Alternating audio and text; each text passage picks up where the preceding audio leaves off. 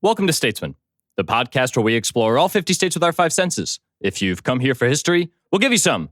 But most of this is half-baked opinion that is never intended to harm or offend anyone. Today, we paint a picture of a chain of islands in one of the wettest oceans in the entire world. But before we explore this 10,931 square mile confluence of sea and land, let's take a step into the elder statesman's sick and actually frickin' sweet time machine and dial our tachyon telephonometer to 81 million years in the past to witness one of the hottest hotspots for sizzling magma mommies and cool water daddies to meet, dance, and form beautiful above sea level volcano babies in the whole world.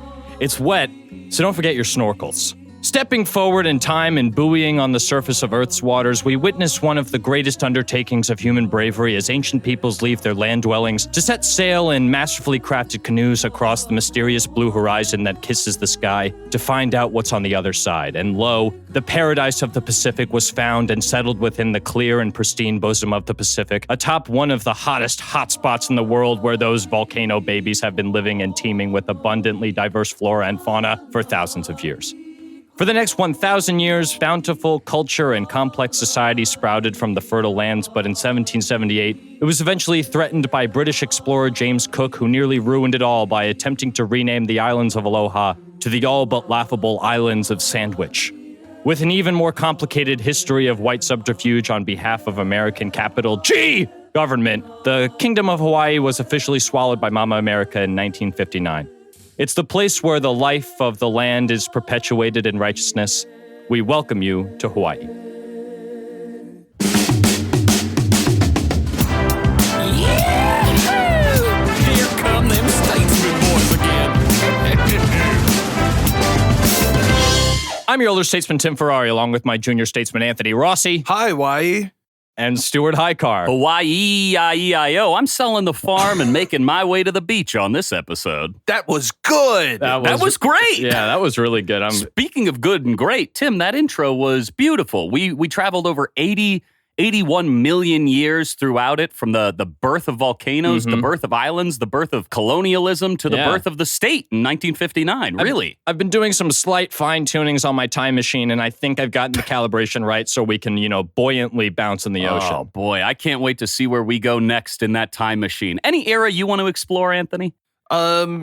No. I'm good. I'm good here. Honestly, Cool. What would I have to gain? I would die immediately in any other part of history. I would just get my ass kicked. That's true. I could hypothetically be considered smart if I brought back some sort of piece of technology, but I would immediately be killed for it. You know what I mean? I don't know, Anthony. You're really tall, and Yes. I think you'd legitimately be considered a giant back in the And medieval historically, ages. any great battles with smaller people versus giant, they go your way, right? Absolutely. We all know the story of David and Goliath, where Goliath wins. Yeah, He gets to go ironically. home and hang out.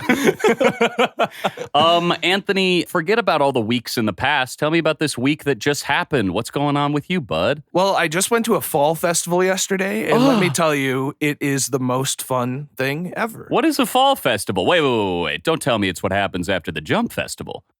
Oh my Jeez. God. No, Stu. Okay. I drove to the suburbs with some friends from Fever Dream, and we had a really nice time just walking around. It was a big old farm, Gobert's Farm, in South Barrington, Illinois, Okay. which is the most exciting place in Illinois.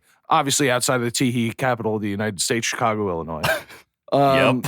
South Barrington is the fall capital of Illinois, autumnal capital of The Illinois. hey. Absolutely. Hey. Just like your favorite song, Tim, Blurred Lines. I was down at Gobert's. What? Okay, you're down at Go Birds. What's going on there? I'm taking hay rides. I'm looking at pumpkins. I'm eating apple cider donuts and drinking a apple cider slushie. And there were a lot of attractions where kids were pushing me out of the way to go jump on different attractions, take pictures.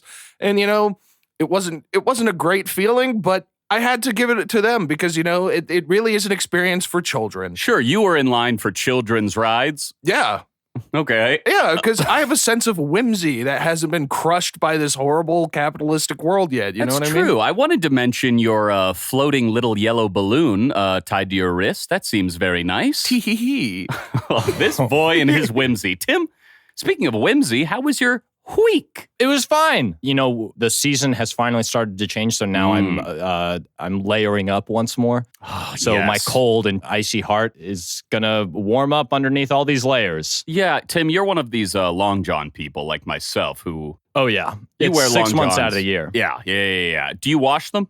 Yeah. Oh, yeah, absolutely. Are you johned up right now? I have to feel because I don't know. Yeah, I am johned up. Wow. I'll be johned up until May, I think. But I have 3 Damn. pairs of long johns that I cycle throughout the week. And that's the right thing to do, and then you Yeah. wash them down in the cold river water, right? You break through the icy top of the river and wash your long johns in the flowing stream. I do wear boxers underneath my long johns. Whoa. So I think there's a little bit more long john longevity when it comes to that. Yeah, because you have an extra layer, and then you're also diped up under that, right? Yeah, I wear an adult baby diaper, and I do poo poo in my crack. Well, Stu, how was your week? Huh? Oh, great question. Thanks for asking. You know, it's been a wild, wild week in the wild, wild west of the Midwest, you know? Guys, it was 80 degrees, and then the day afterwards, it was 40 degrees. Yeah, it got crushingly cold quickly. Cut in half like the prices at Walmart. Yeah, we love big box stores, huh? Yeah, I think we try and shop more about Tim. Huh? The statesmen have always been about saving money, right? Yeah, sure. Hell yeah. Sure. And this week I was immensely frugal with my purchase and then back and forth with Amazon over a newly purchased harmonica. Oh, What? Oh, yeah. I forgot about that. That's so exciting. That's right. Your boy Stuart is becoming a harmonica guy. Oh, what God. are those even called? Harmonicers? Harmonicists? Harmonices. And I'm the king of this harmonicky. Harmonicum. Okay. Stu, you're gonna rip out your mustache when you're sliding that piece back and forth in your mouth. Okay. Well, you know, I'm just trying to bring a little bit of joy into the world. You know, I want to become one of these cool bluegrass guys that people like so much, and I've already started wearing more denim shirts, and the bottoms of my pants are getting closer to boot by the day. All right. So if Tim, you're already playing the banjo, Anthony, if you want to learn spoons, maybe Oh, I know spoons. the game. The card game. Right. Okay. Cool. What We are all love doing? to play. Yes. How about we pause this record and play a little BS? Okay, a listener, fresh we'll check. be back in just a few minutes. All right, and we're back. I think we're going to introduce our guest for the day. How about that, y'all? I won. Cheater. All right, it's him. He's here. Please welcome Scott Hanada. Aloha. Hey, Scott. Do you agree about Stu's mustache? He might shave it off. We got through the whole game of BS and we're still going to talk about this. Well, I had a mustache until I played the harmonica and lost it. Oh, So, no. Scott, yeah. I recently saw you with a full goatee, correct? That also got lost with the harmonica. No! Yeah, man. The beard? It's a dangerous instrument. Son of a beeswax. Have you had facial hair in the past? Yeah, literally had it for about half a year until last week. Right. Oh, wow. Did you grow? I think I know why you had it, but did you grow it for this recent performance you did? Oh, yes. Yeah. You're right on the money, Stu. Thank you. Whoa, Thank some you. research What was there, it? What Stu. was it? Okay. Yes, for what I lack in research about our states, I make up for in research with our lovely guests. Yeah, it was all over Facebook. Well, that's right, and it was all over your face. The goatee, Well, I mean. yes. Yes. Scott was recently a featured cast member in what was the name of the play? Pakalolo Suite. Pakalolo Suite. What is And, that? If- please. Pakalolo is the Hawaiian pidgin term for weed. And Oh, it was- hell yeah. Yeah. It was a Hawaiian Pidgin English play that we did here. It was the second time the Hawaiian Pidgin English play has ever been produced in Chicago. Whoa, that's Wow. awesome. Yeah. First time being last year with a separate production called Not One Batu. That was about crystal meth. Whoa. And, Oh, yeah. okay. Oh, Shit. yeah. Crystal Yeah. meth has a lot of ties to, I don't mean a lot of ties, but it was a huge problem in Hawaii like 10, 15 years ago, right? no, more than that now. Longer than that? Oh, no, yeah, maybe about 50. Wait, hang on, doing math. I'm trying to think of like when was the last time I watched a Dog the Bounty Hunter episode. It was before Dog. It was when, like, we learned about it when I was in elementary school. Jesus. Yeah, when Dare was a thing. Has meth been a... Oh, man. Jesus, guys. Hey, can we say it right now at the table? Let's none of us do meth. None of us do meth. Yeah, I can get behind that. Camden, big thumbs up. Thank you for the support. And Scott, guys, while we're on the topic, vaping, not even once. yeah, Statesman is super anti-vape. And we always have been, always will be. Scott, I do want to ask you, for all our pigeon brain listeners here at the table, us, what is the difference between the classic language and then like the pidgin sort of version that you're talking about? Great question. Hawaiian Pidgin English is a combination of different cultural words and dialects, including native Hawaiian. So basically, back in the day when there were a bunch of plantations, all these plantation owners brought in people from Asia. So that's how the Japanese, the Chinese, and the Filipinos and the Koreans, everybody all immigrated to Hawaii. Now, when that happened, everyone had to kind of figure out how to speak to each other on these plantations. So they took some words from one culture, other words from others, and then it just kind of blended together to create what's technically considered a Creole. Really? Wow. Yeah. I guess that makes perfect sense. I never thought of Creole as a mix of like 6 different languages, but it kind of is, right? It's just like the perfect melting pot language. Right. And it is also considered a Creole because it has its own grammatical structure. Oh, wow. What? Yeah. That is different from the traditional language? Yes. So like, for instance, if we just look at English, right? If you were to say, I'm going to go, you would say, I'm going to go. Sure. In Hawaiian Pidgin English, it would be, are you going, stay, go. Okay. Yeah.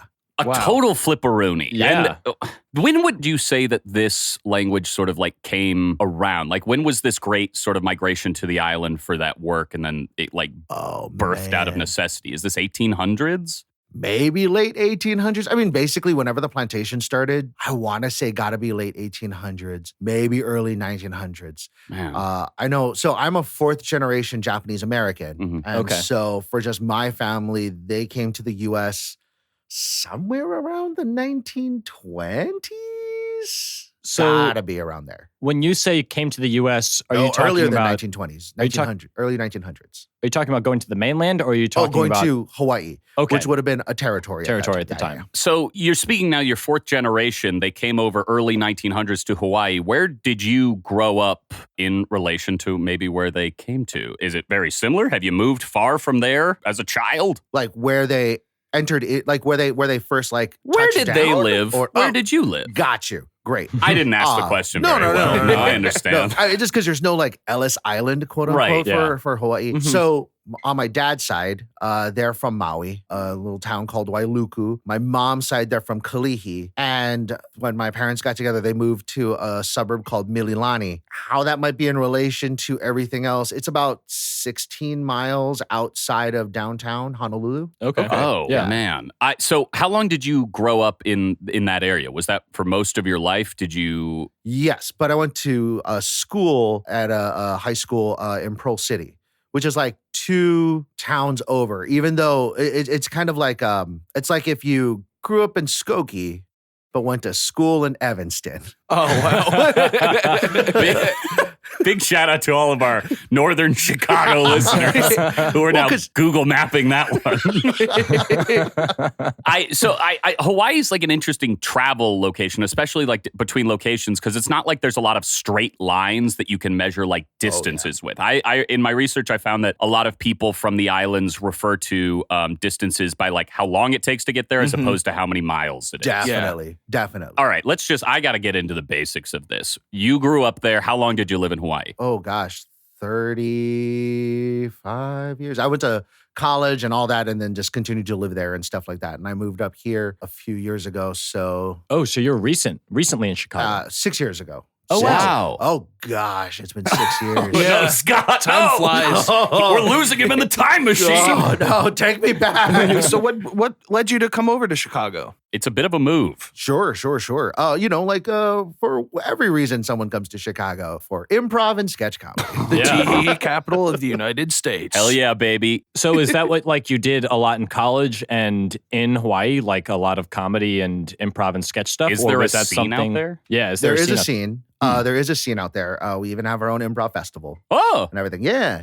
It's not like a huge scene, but I would say it's big relative to the state. Yeah. Sure. I did mostly scripted theater in college when I was part of the theater program. I was introduced to improv while I was in college. Most of my improv life happened a few years after college or so. And the improv scene there is primarily hubbed in Honolulu, on Oahu.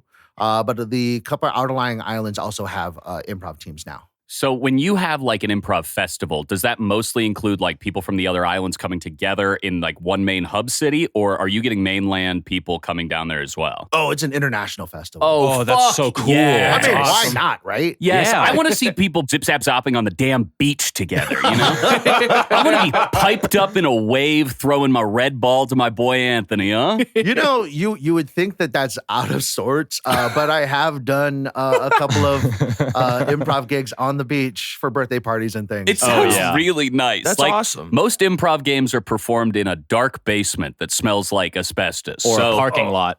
parking lots. Well, okay, so that was the thing. So I was part of an improv theater that had their green room, we'll call it that, in a parking structure in the back. Oh no. You know, because I mean that's just kind of how it is. You know, Sure. you're going to use Damn. as much of the space as possible for the Right. theater space. Now, when a bunch of mainland improvisers came down and they saw that they got to warm up under a roof in a parking structure versus, say, the back of an Yeah. improv theater Quietly. next to the dumpster, they were thoroughly happy. Pretty impressed. Super impressed. Our green room was 6 stories tall. So I just have a question about the logistics of doing improv on the beach. It's famously hard to run in the sand. So did you get in great shape doing sweep edits? Well, I was going to say, the sweeps just took forever. I'm sure. Oh, there, you know, because you're Baywatch running, you know? I think he's starting a sweep. Keep going. We don't have a laugh line.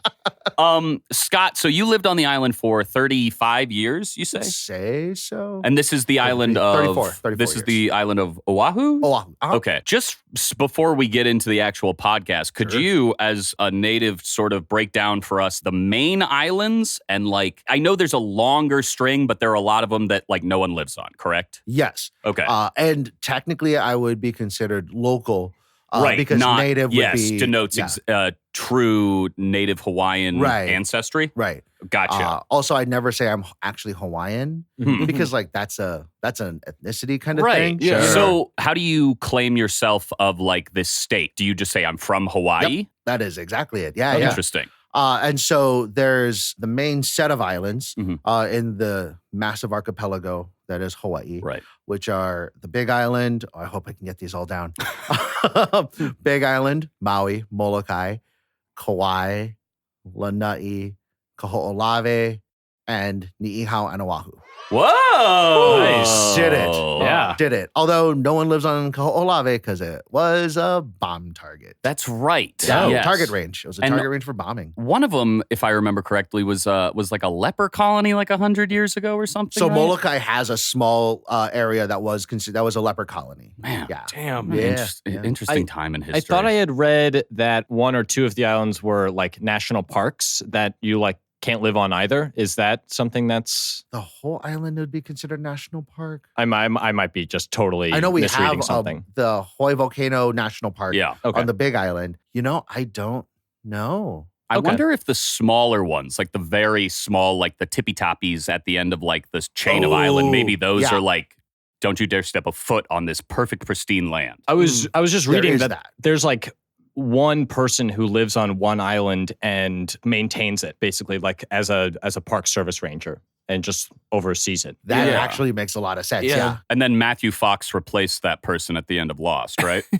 Well, spoiler alert. Sorry. Is that what Lost was about? So I'm a huge, for listeners who know, I'm a huge highway head. And I think there are famously no highways on Hawaii. Ooh, technically, actually, there are. Ooh, yeah. okay. There is a freeway system. You're piquing my interest already. Yeah. We have three. We have 3 freeways. Yeah. Okay. Yeah. Now, they're, of course, nowhere near as long as here. Right. But there's the H1, H2, and H3. Whoa. Yeah. Okay. Yeah. Two? Ooh, H2, I'm yeah. scared. You gotta watch out. H3, though. The bigger Hummer, but also smaller. So you take, is it traditionally like you take ferries between each of the islands? Oh, man. No. Okay. No. There was, at one point in time, a super ferry. Super ferry? Super ferry. This thing was a pretty massive boat. It could, I don't even know how many cars could fit on there. But the idea was that you would take this boat between the islands. It was around for about a year. Yeah. Oh, no, and Scott, then, what happened? So throughout that whole time, there were a bunch of people that were like, no, we don't want this here. We don't want you to bring your people from the other islands here. Oh, yeah. And so a bunch of guys got on surfboards, swam out, and like blocked off one of the harbors. What? Yeah. They created a human barrier in the harbor. With surfboards and people on them. Whoa. This sounds like the end to a Disney movie where you're like, this would never work in real life, but it worked. It worked. It's a David and Goliath story, the surfers versus Super Ferry. Yeah. Oh, wow. And the super ferry went home to go and chill. Hang out, yeah. But the stone was bureaucracy.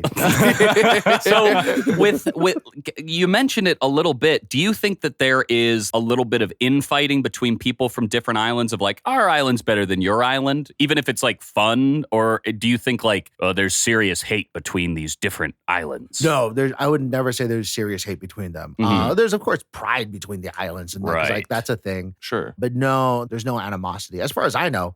I mean, I could be wrong. Yeah, maybe we'll get into it on this episode, huh? Yeah. Before we get into things, I just want to ask, what are some of like the main differences in terms of like lifestyle that you've noticed between Hawaii and Chicago? I would imagine they're incredibly stark. Probably the most stark that we've had on this podcast since we started. Okay. Oh gosh, where to begin? All right. Okay. Let's say you are an office worker. Right? Like maybe you've got, I don't know, some office job in downtown Chicago. Sure. How would you dress for work? I'd say I'd wear a nice untuck it button down into my slacks and perhaps a nice pair of leather loafers. Am I crazy? Yeah, that sounds right. I might even throw on a little bit of a sweater because it gets cold in my office. Sure. But business casual for sure. So when you're saying business casual, you say long sleeve?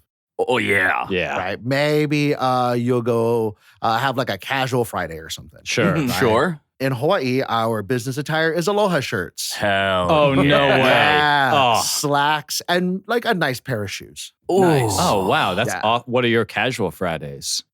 Nothing. No. No, it's casual every day. All the time. Yeah. The only time you put on a suit is if you're going to go to court. And to present in court. Like the lawyers also just wear aloha shirts. And then they put their coats on when it's like, oh, got to represent. Got to look a little more professional. I'm so jealous. It's all I've ever wanted to do is live in a business professional setting where I can have flip-flops under my desk. I don't ask for much. Oh, we call them slippers, by the way. Slippers. I'm so sorry.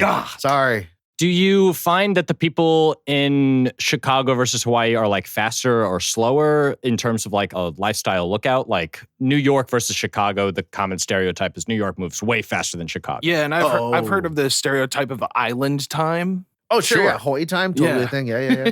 Yeah, Hawaiian time's a thing. And you guys walk real fast here. Okay, yeah. I think it's because we don't like being outside. Really? I mean, like, okay, 6 months out of the year, I think it is not good to be outside here. And I would say probably 100% of the year in Hawaii, it's like, I'll take my time. It's nice out, you know? Okay, well, for me... I know.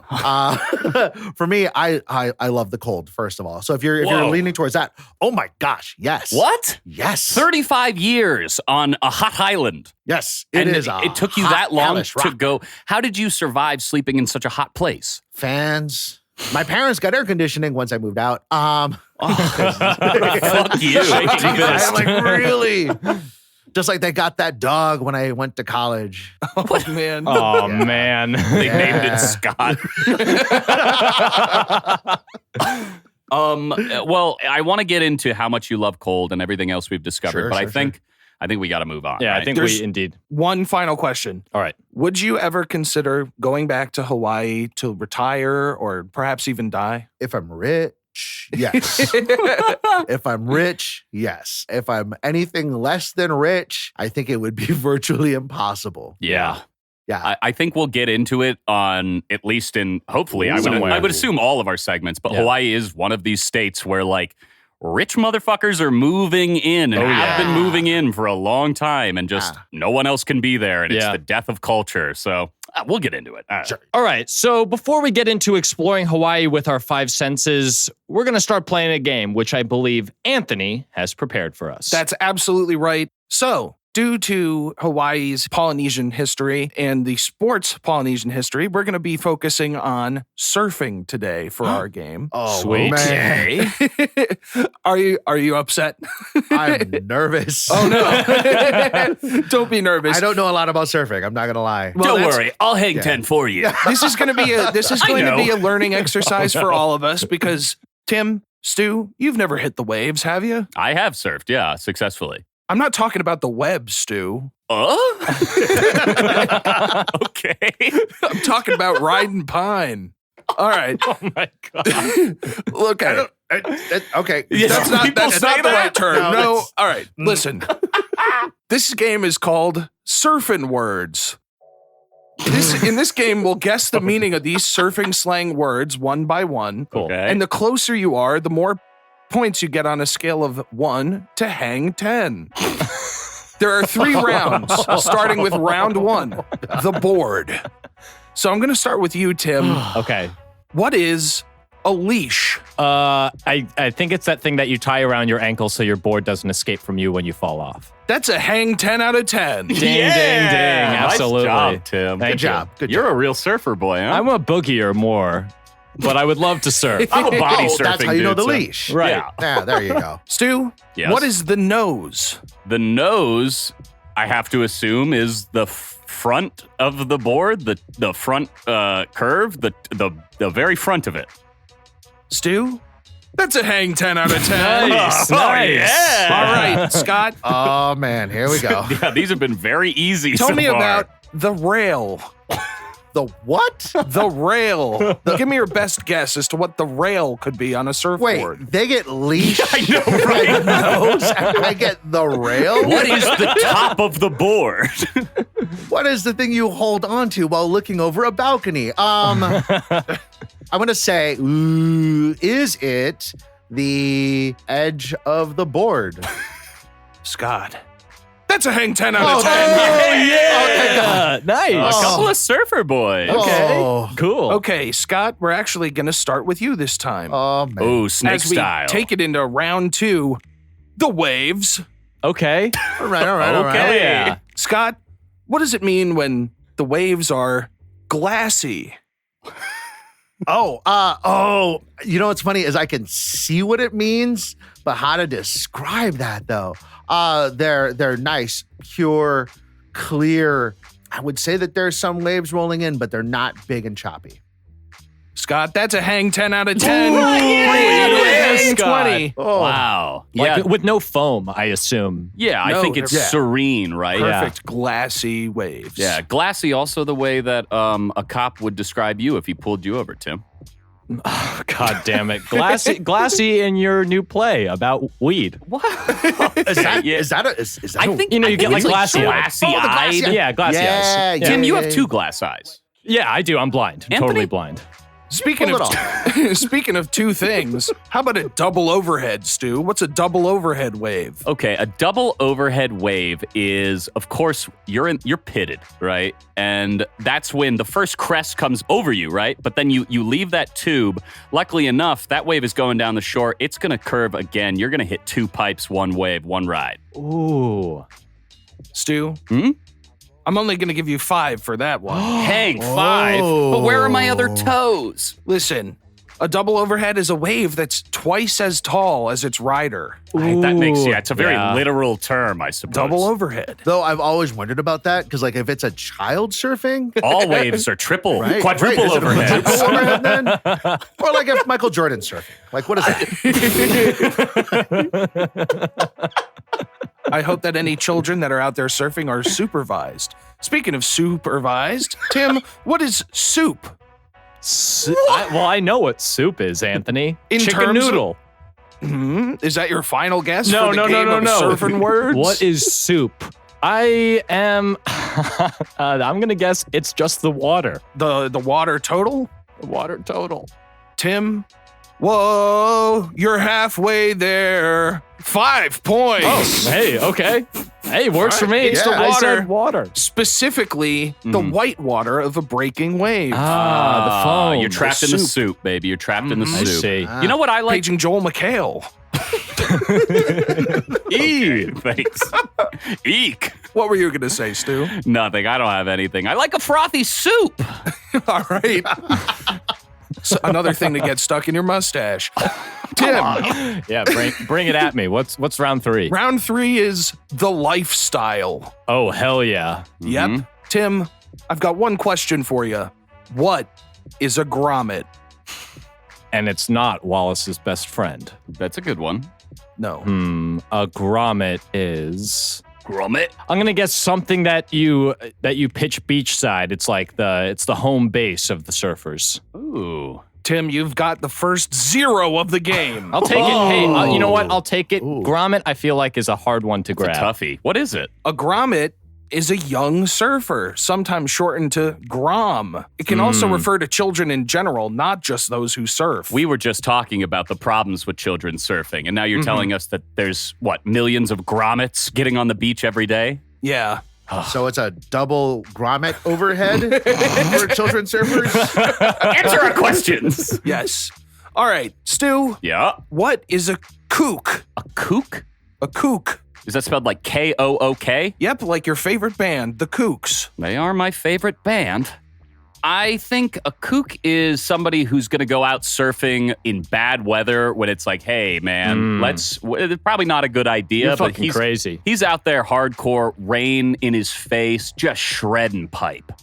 Am I right? Stu, a 2. A 2 for you. You only get 2. Because that was vaguely in the ballpark, but not really. In fact, a kook is somebody who's out there doing crazy tricks. It's quite the opposite. It's a beginning surfer who's ruining the ride for the rest of the experienced folks. Oh, So they're cutting in jamming front up of the lane. Yeah. I've been that kook. It's been me. We all have, though. I Yeah. got hit with a guy's surfboard and he yelled at me. You got to That is my start fault. somewhere. Yeah. That's yeah. a true. That's a true. I know it's your fault for being in front of And that it surfboard. was my fault for being on the beach and he just hit me in the face with his surfboard.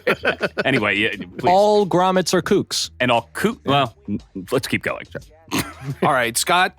Technically, you've already won. I won't give you negative points, but let's see if you can get a perfect hang 30. What is a quiver? What is a quiver? Yeah, Like spelled like the quivers on an arrow? exactly. I'm gonna say, is it like that shake you get when it's super cold and you're like, oh, I want to get back in the water because it's so cold. Ooh, that's a good Nice. guess. That's a good guess. Right? Yeah. It's a good guess for sure, but it's actually very akin to the arrow's quiver. It's the surfer's collection of boards. Ah. So, Whoa. even with that 0, you've won the game with 20. Wow. Wow. Congrats. Great job, Scott. I can go home now. Yeah. It would have been pretty rough if we had a couple of grommets like us showed you up. I would have to give up my Hawaii card. So I also already had to give up my Hawaii card because, it expired. I understand. you have to get the Illinois card. Yeah, not as pretty. No, ugly. Anthony, you've never been surfing, have you? Definitely not. I've been boogie boarding many times. Nice. I had a boogie board that had a shark on it, and I thought it was very cool. Whoa, probably scared some of the other surfers. Mm-hmm. Scott, you surfed? Kind of. Ish? So I never learned how to surf until the year before I moved here because I didn't want to be a guy from Hawaii who didn't know how to surf. Gotcha. Yeah. Were you afraid that you would come to Chicago and people would be like, Scott, we're going surfing. You're from Hawaii. I'm sure you can surf. Well, you see the crazy waves. Huge waves. Just glassy waves, so man. Glassy. And you want to just jump in that soup. If there is any water I would call soupy, it is like Chicago River water. Right? Like, Like that thick, soup. viscous. Yeah, it clings to you. Well, great game, Anthony. Yeah. Thanks so much. What was the game called again? Surfing words. Everybody knows about these words. Nice. Well, that was Surfing Words presented by Anthony. We're going to move on to our the body of the podcast where we explore Hawaii with our 5 senses. In order to do that, we're going to start out with our sniffers and start smelling some stuff. So something that I have prepared for you all today is somewhere located underneath this table that I can't look at. Give me 1 second. Tim, just duck under the table, grab it with your little hands.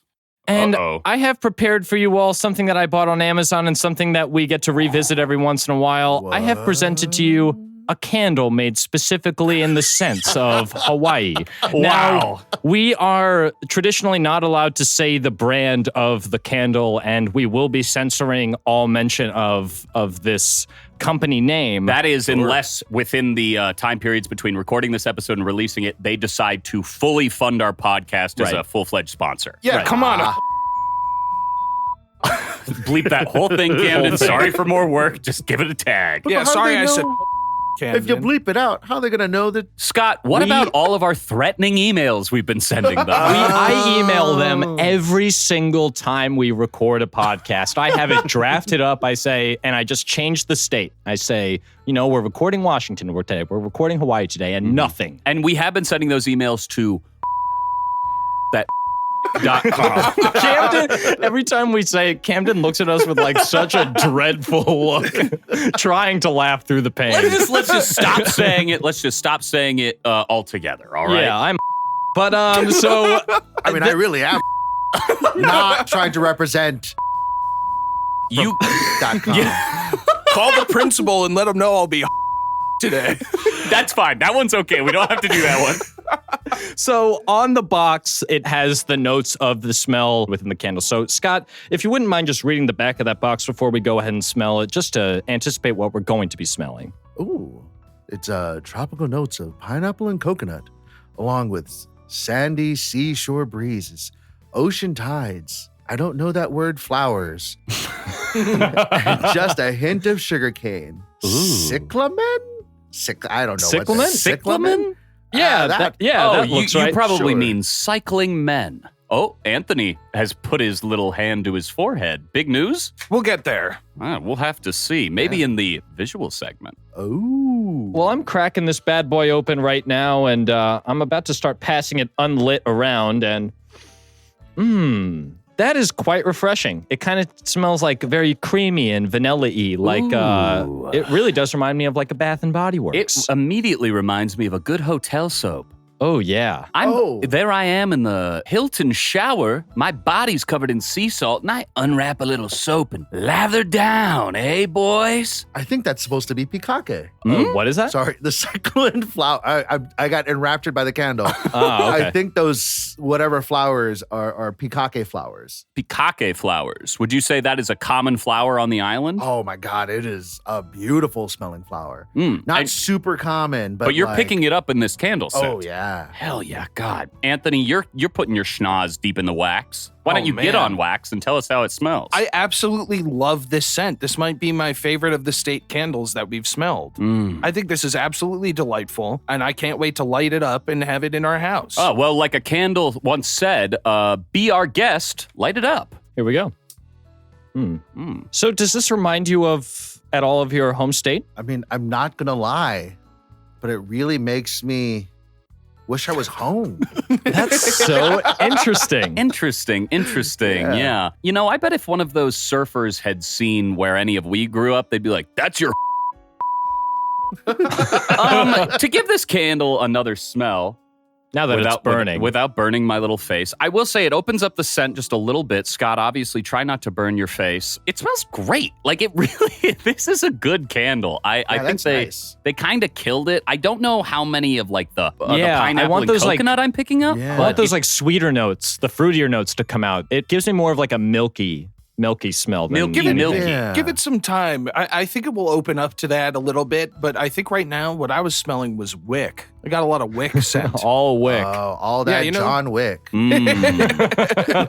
Scott, let me ask you, other than the smell of this candle, what are the kind of scents that immediately remind you of your home state? Okay, so definitely that pikake smell, or another flower would be gardenia. Bath and Body Works, I think, carries that scent. And you would find that flower in the gardenia. Yes. Okay. Yeah, in the gardenia. Sorry. What else? The smell of there's a specific smoky type smell because of the smoked meat smell. There's a specific smoked meat smell that reminds me of home. Yeah, I'm sure there's others. Gosh. Do you recognize, like, obviously on the back of this box when we were reading it, there were a couple of things that I would almost call like stereotypically islandy, like that coconut smell. Do you think of that as like a Hawaii smell, or is that just sort of like, I guess there are coconuts there? Artificial coconut smell reminds me of Hawaii in that it reminds me of Waikiki, in that it reminds me of tourists wearing coconut sunscreen. Right. Yeah. So by 3 degrees, totally reminds me of home. I hate coconut taste because at some point in my young life, I ate a bunch of sunscreen at one point. Whoa. And coconut taste immediately reminds me of like a mouthful of creamy sun cream, you know? Were you setting out to do that, or did it just wind up in your mouth when you were sweating it off? I think it was just mayonnaise. Yeah, I think it was just one of those like young grommet kind of mistakes where you go grabbing around for a tube of mayo in the bag and then you accidentally just right that sun oil in the mouth. You know? Our listeners at home who are looking for a good alternative, as Scott said, you grab some mayo, you grab some Malibu, you mix it on up, and then you slide it right in the mouth. That's right. The Statesman Shot segment hasn't been featured in a while, but for all the listeners at home, just go ahead and mix a little bit of Malibu, some sunscreen, a little bit of mayo, and you sniff it, you shoot it, and then you lick a lime. Hawaii is a Hawaii is a place that I don't. Captain's cringing at me. Hawaii is a place that I don't really associate with a smell that's bad. Are there any smells that are bad in Hawaii that you can illuminate? Yeah. So, because my dad's from Maui, we would go to Maui a bunch in the summer. During the summer, or maybe this happens all year, but it only happened when I was there, a bunch of seaweed gets washed up on shore. Oh, yeah. And that seaweed just starts fermenting on the shore. Ooh. And that smell permeates the air for miles. Yeah. Damn. Whoa. So that is it like a dead smell? How would you just is it like just super like briny and salty? It's like, it's like if you take fish and you take like, you know how sometimes you might forget to throw the trash out for like a week or something? Maybe not a week, like a couple of days or something. And, not in our apartment. Yeah. We're hyper-vigilant. You think it smells like leftover trash a little bit? Mixed with rotting fish. Oh, Jesus Christ. Okay. Yeah. Wow. I'm trying to identify that smell because I've been to those beaches where you're like, oh, I shouldn't be at this beach this time of year. This is obviously when all the seaweed in the world decides to visit. And I'm one of those sissy little boys who, if something touches my leg underwater in the ocean, I scream and I get out of the ocean. Oh, yeah. And I'm very scared of it. That keeps you alive. I know, right? It's a good reaction. I'm furious all of a sudden. I'm just saying, everybody that dies in Jaws had something tug on their leg. And they're like, it's nothing. They're like, oh, you know what? I'll keep swimming deeper. No, get out of the water. You're covered in seaweed. Get out of there. Whatever it might be, it scare me underwater. Seaweed, bad smell. Thanks. We were also talking about the flower that you were talking about. What was it called? Oh, pikake. Pikake. Yeah. Is that of significance in Hawaii? It is in that there are leis that are made with it. Oh, okay. Yeah. So pikake are tiny, tiny white flowers and super delicate. And so they'll string them up and sometimes wrap them with a string of tuberose, which are tiny rosebuds. Oh. It is gorgeous and the smells amazing. Oh, that sounds so nice to just have fresh flowers just around my you. neck. Because my neck normally, Smells bad. Anthony, you can attest to that. I can't even nuzzle up in there anymore. It's been tough. It's been tough for us. All right. Well, we have to figure out a way to rate this smell segment. Oh, yeah. And I think, Anthony, you might have a really good idea with your hang 10 out of 10 toes hanging off a board. How many toes have I hung off this board? Oh, man. Did really make me wish I could go home and filling me with that strong feel. Sorry, Okay. Cam. You don't have to believe that one, I guess. I'll give it a 9. Whoa. 9, yeah. Wow. Pretty good. That's Yeah. 9 toes. I mean, that's a... I'm missing one. I mean, and it could be any of them, though. for me. I want to give you a 10, but I don't know what the other segments are going to be like. So Sure. I feel like I don't want to overweight Sure. or You're underweight. Smart. That's a smart move. And Tim does have another segment coming up if you really want to give him that toe back. But Right. for now, you're like the dad in Moody's Point, missing a toe. Oh my God. Can't stand it. I forgot about Moody's Point. Yeah, we don't have to get into it. Oh, man. I wish we could. Oh, I was about to ask what Moody's point is. but It's I- totally oh. worthless. Amanda. Do you know the Amanda Show at all? Oh, yeah. Moody's Yeah. Point was a segment in the Amanda Show that it was like a continuation of like, it was an elongated sketch Wow. basically. Wow, I don't remember that. But her at dad all. was missing a toe and her mom was stuck in a hot air balloon. We'll get into it in the visual segment. Oh, I think you. Yeah, that sounds familiar. It's vague. It's a okay, real. Scott, it's okay if you don't get it. Wasn't a good joke. It's like a weird image. Forget it. Yeah, let's move on. Yeah. All right, I have received a Moody's Point score out of 10 toes off a surfboard, and I'm gonna take that one. I really enjoy that score. But enough smelling this candle, enough using our sniffers. I believe we have to use our ears. So I'm gonna pass it over to Stu in our audio segment. So Stu, take it away. That's right. And we were talking about Moody's Point, and I'm not going to let it go because I want to point at a couple of links for you guys to listen to, some of which are moody. Camden, let's get into it. Is it only 'cause you're lonely they have blamed you for that Mona Lisa twinkle in your eye? Do you smile to tempt your lover, Mona Lisa? What a lyric. Absolutely. Do you smile to tempt your eye? Anthony looks very confused. I know what you're thinking. What is this? That's just it. Is. Wow. I was not confused. I actually recognized it. I was looking at my phone out of sheer panic because I realized something about the visual segment, and I'm setting that gun, that Chekhov's gun now. You don't have the dancing lobsters in your segment. You're not going to bring that up. Oh my God. So Stu. Yes, real name Israel, and I'm going to try on this, please. Do your best. Do your Thank best. you. Israel Kamakawiwo'olo? Ugh. Oh, you were so close. You were Oh, so I was close. close. The first name you got solid. Israel. Yeah. It's Kamaka Viva Ole. Viva. Well, Viva is, I say. Live forever, my man. Sometimes known as Brutta Is or Just Is, was born in Honolulu in 1959. He started playing music with his brothers at a very young age before eventually starting a successful, like, kind of close-knit family band. That being the Makaha Sons, I believe, is the group. Yep. They were a huge part of the Hawaiian Renaissance, which is essentially like mid-70s, 80s. There's a lot of, like, actual, like, real Hawaiian culture overtaking what, like, the Blue Hawaii Elvis period of Hawaii. Like, so much of mainland only knew Hawaii as like the place where Elvis went and put on a shirt and just danced the night away, you know? That was what they considered the culture of the islands to be. And so during the Hawaii Renaissance, where I think there've been technically 3 of them through history, it's just sort of like a rebirth and a rememory of like what the native populations actually believe in and hold of importance. And so this group, the Makaha Sons, exploded out of that. They became international wonders. I mean, I'm talking platinum albums. Yeah. These guys are fucking huge, right? But eventually Iz went solo and cemented his place as a Hawaiian icon with the album Facing Future, which I think I can say is on the shelf of every art teacher in the world. I had this played in multiple art classes because it is so calming and every song is great. The man has, Scott, and you can challenge me on this if you may, a good voice. Oh, I'm not going to challenge that. I will second and third that. Like, I'm not going to lie. I'm surprised you didn't choose the Somewhere Over the Rainbow. Yeah. I wanted to bring it up. There are probably 2 or 3 songs that everyone knows of his. That's what I'm saying. Like, it's The one. a song that I think his version has been used I think, more than the original I has. think that is Yeah. true. It's like Johnny Cash and that Nine Inch and Nails song. Dirt. Yeah, it's like he recorded it so well that it's like, yeah, not really your song anymore. I think it was. I think I listened to the Is version before I listened to, and I don't even know who wrote the song.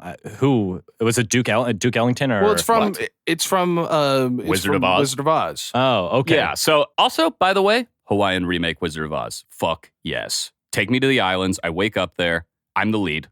In it. Oh Yeah, my god. okay, you lost me there. Yeah, don't get ahead of yourself. Well, we do have a bunch of rainbows. So Hey, see? Okay, so as we mentioned, his endless booming voice and like sweet lullaby tunes have sold millions of records, created iconic covers that we all know, influenced a Pixar short recently, and scored the weddings of millions of white people. I cannot tell you how many like wedding videos I've seen with Somewhere Over the Rainbow in it, because it is like it's such a genuinely beautiful song, and it's kind of a shame that it's become like synonymous with just like sweetness of any kind. It's just like you hear it and you're immediately like, I know that song. It's become so ingrained into culture, and that's kind of huge for a native Hawaiian artist who has been dead for more than 20 years now to like still be Oh, wow. such a big part of the cultural lexicon. Oh, absolutely. Anthony, Tim, any feelings on Is? What is your feelings? I love Is, and props to you for going for that deep cut. It is sad that it has kind of become overused to a point where it can read as corny, even though it's not his recording that was corny. It's the people who are using it. Yeah. And I think that it is truly irreplaceably calming, and it's always something you can throw on when you're just trying to relax, take a little nap. Yeah, speaking of, I mean, like irreplaceably calming, I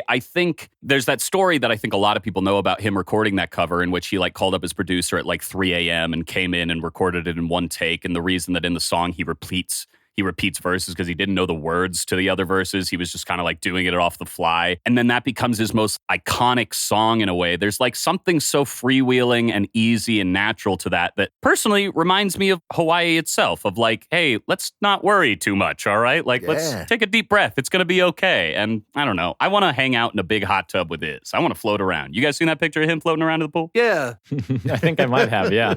Yeah, Is big guy, big voice, big historical significance. Landed it. Thank you. Thank you. Well, speaking of landing it, how about we all land down on our sweet feet and count up our toes? Camden, just play the song. Simple as something that nobody knows. Speaking of white weddings. Oh, yeah. This is Jack Johnson. Yeah. I'm going to take my socks off.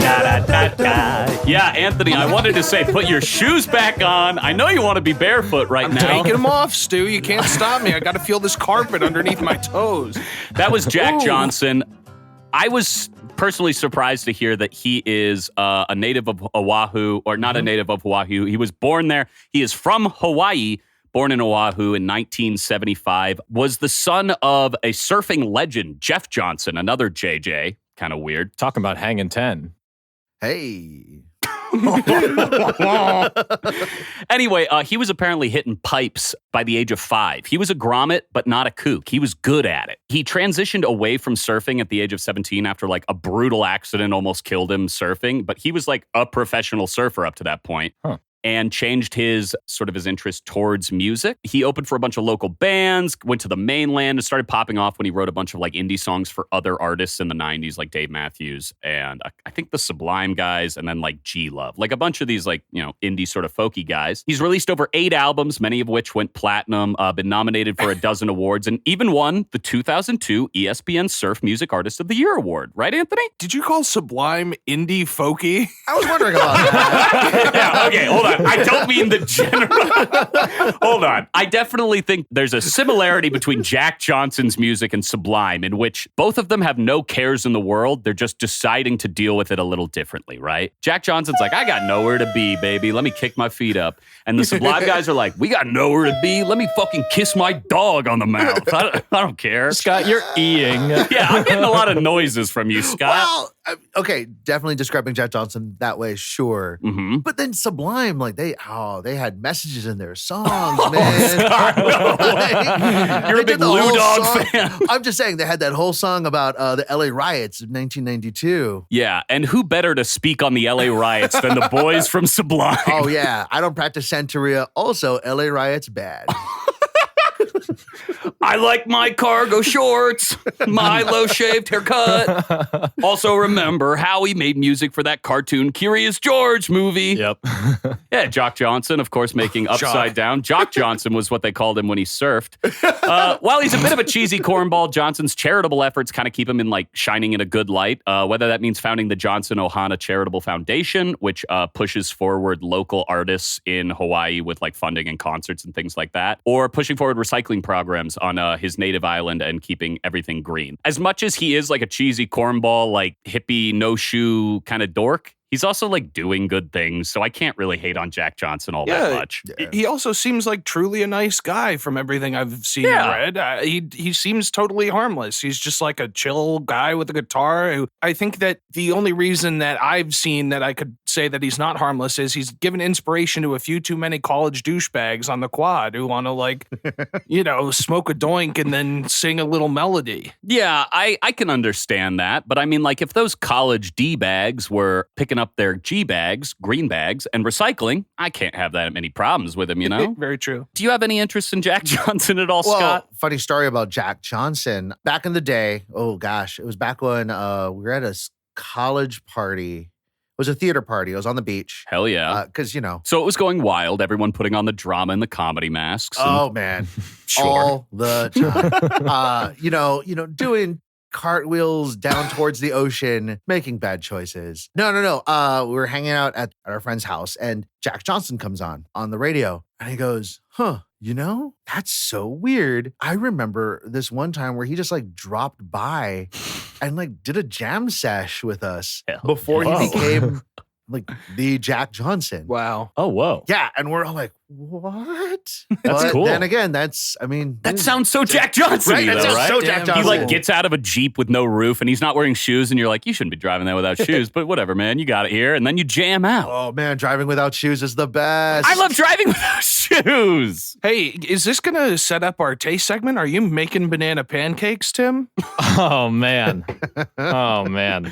Almost played that song, but instead we listened to Bubble Toes, and I can't wait to hear your toe rating. But let's stick with the other word in that sentence, bubbles, and move on to this next song. Unless, Tim, do you have something to talk about? I just have one fun fact about the sing-alongs and lullabies for the film Curious George.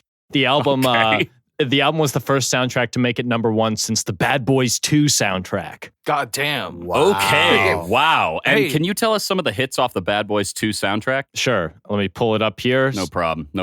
We'll wait. Shake Ya Tail Feather by P. Diddy and Nice. Murphy Lee. Or Nice. Nelly, P. Diddy and Murphy Lee. Girl, I'm a Bad Boy, Fat Joe and P. Diddy. Wait a featuring minute. Dr. Dre. Shake Your Tail Feather. Won't we see the state bird in the visual segment? Perhaps. God. Anyway. Hey, Stu. Yeah. You said that you in the segue you were going to say, let's stick with the bubble theme. Is this going to be a pop song? Oh, Jesus. Yeah, kind of. Camden, feel free to hit it, my man. Tiny bubble, in the wine, make me happy, make me feel fine. Ooh, we just listened to Bubble Toes, and now a song called Tiny Bubbles? What is this? The American tech industry in the mid-90s? We're talking bubbles, baby! I wrote that one down, and it sucked. Should put a .com on this whole podcast because it's over. All right, so... Hey, you like that. I did like that. That was Don Ho with Tiny Bubbles. Donald Tyloi Ho was born in Honolulu in 1930, a truly international performer coming from Hawaiian, Chinese, Portuguese, Dutch, and German descent. So that kind of goes back to what we were talking about earlier, is this melting pot of different people all coming to work. Don spent a brief stint in the Air Force before buying a shitty electric keyboard and changing his life. Like the planes in the Air Force, his career was about to take off.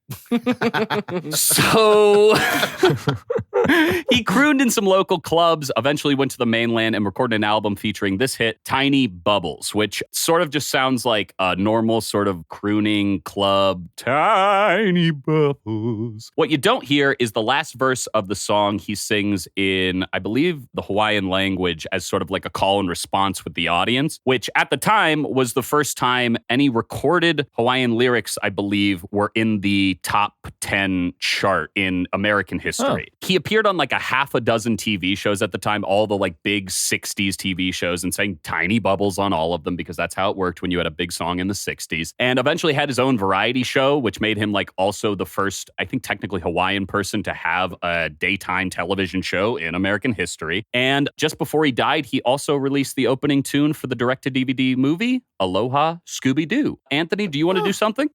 You put me on the spot, so I'm thinking, ruh-roh. Scott, do you have... yeah, big thumbs up. Well, I didn't have anything. You threw it to me. I clearly was not paying attention. I was watching you get ready to do a Scooby-Doo impression. No. Scott, do you know anything about Don Ho? Is Don Ho even like someone remembered in Hawaii, or is it just sort of like a faint memory of an older past? I would say it's someone that's remembered. You know, we don't play Tiny Bubbles on the daily, if that's what you mean. But two facts that I know about him. One, his, I want to say daughter, maybe it's alleged daughter. I don't know if it ever got cleared He up. had 10 kids with 3 wives, so he has a lot. Hoku Ho was a daughter of his that did a song on the movie Snow Days soundtrack. Hell yeah, we remember Snow Days. And Snow Day. Camden, if you can find that ASAP, that would be great. Thank you so much.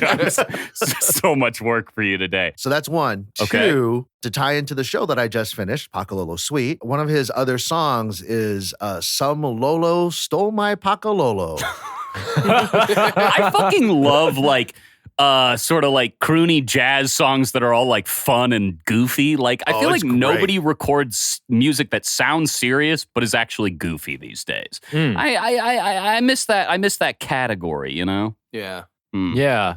I'm trying to think of the last person that I remember recording like serious yet goofy stuff. And Frank Zappa is the only person that comes to mind. Where it's like, it's like an interesting sort of like musical composition, but has like this crazy stream of consciousness kind of lyricism. I think there's something about Don's voice as well. He has like such a powerful like Frank Sinatra-y lounge singer thing. To combine that with silly lyrics about someone stealing my dime bag is silly to me. And I just put it right. Yeah. Anthony, any thoughts on Don Ho before we move on? No, that was a really interesting artist. I've never heard of him previously, but that there is that weird like quality to his voice, like that Frank Sinatra has as well. And I wish I could put my finger on exactly what that brassy kind of like tone is, like hard diaphragm. Like, I wish I could describe it as well. And just to put my finger on either of these guys would be a dream come true.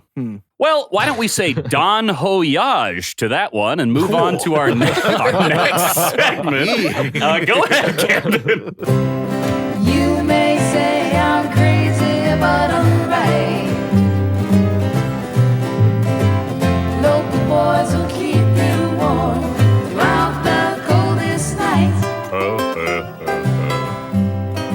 Oh, local boys will keep you warm. We're 3 local boys now, right? And I hope you're having a good, warm, friendly time on the podcast, Scott. Oh, I am, too. Oh, boy.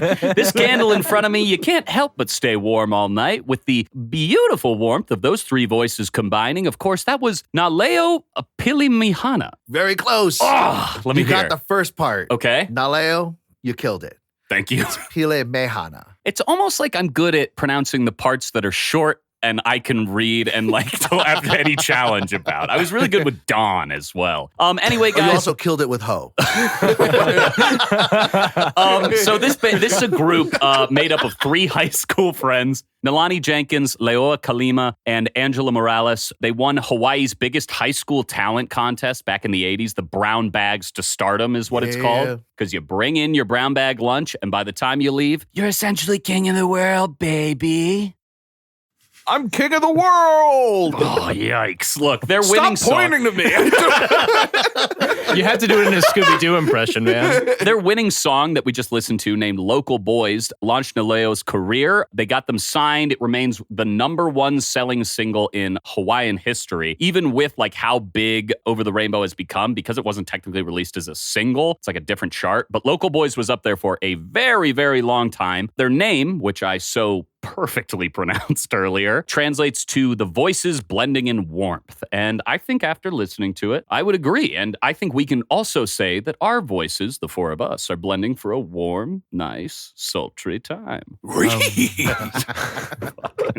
my fucking God. At Hawaii's local Grammys, the trio has won over 24 times, and Naleo is the biggest selling Hawaiian female music group in the world. They have over 20 number one hits, national top 25 songs, released more than 24 CDs in their prolific career. These days, all three ladies are mamas, spreading Hawaiian culture and supporting local artists with charitable contributions. I wanted to bring them up because they seemed like, and maybe you can confirm or deny this for me, Scott, they seemed like more of an important, like, local group that maybe isn't huge worldwide, but everywhere I looked, they popped up on lists of like, these people really represent the islands. Well, I would say that's an interesting thought on that representation in the world. Because if I recall correctly, for a while, they were killing it in Japan and other countries in Asia. Yes, they toured a lot in the 90s as like sort of this surf group, and people fucking loved them. Yeah. And I understand why. They're smooth sounding, and if I had never been to like an island paradise and I heard that music, I'd immediately be like, oh, these are the people I need to know and talk to and hang out with and take my shoes off with. Yeah, most definitely.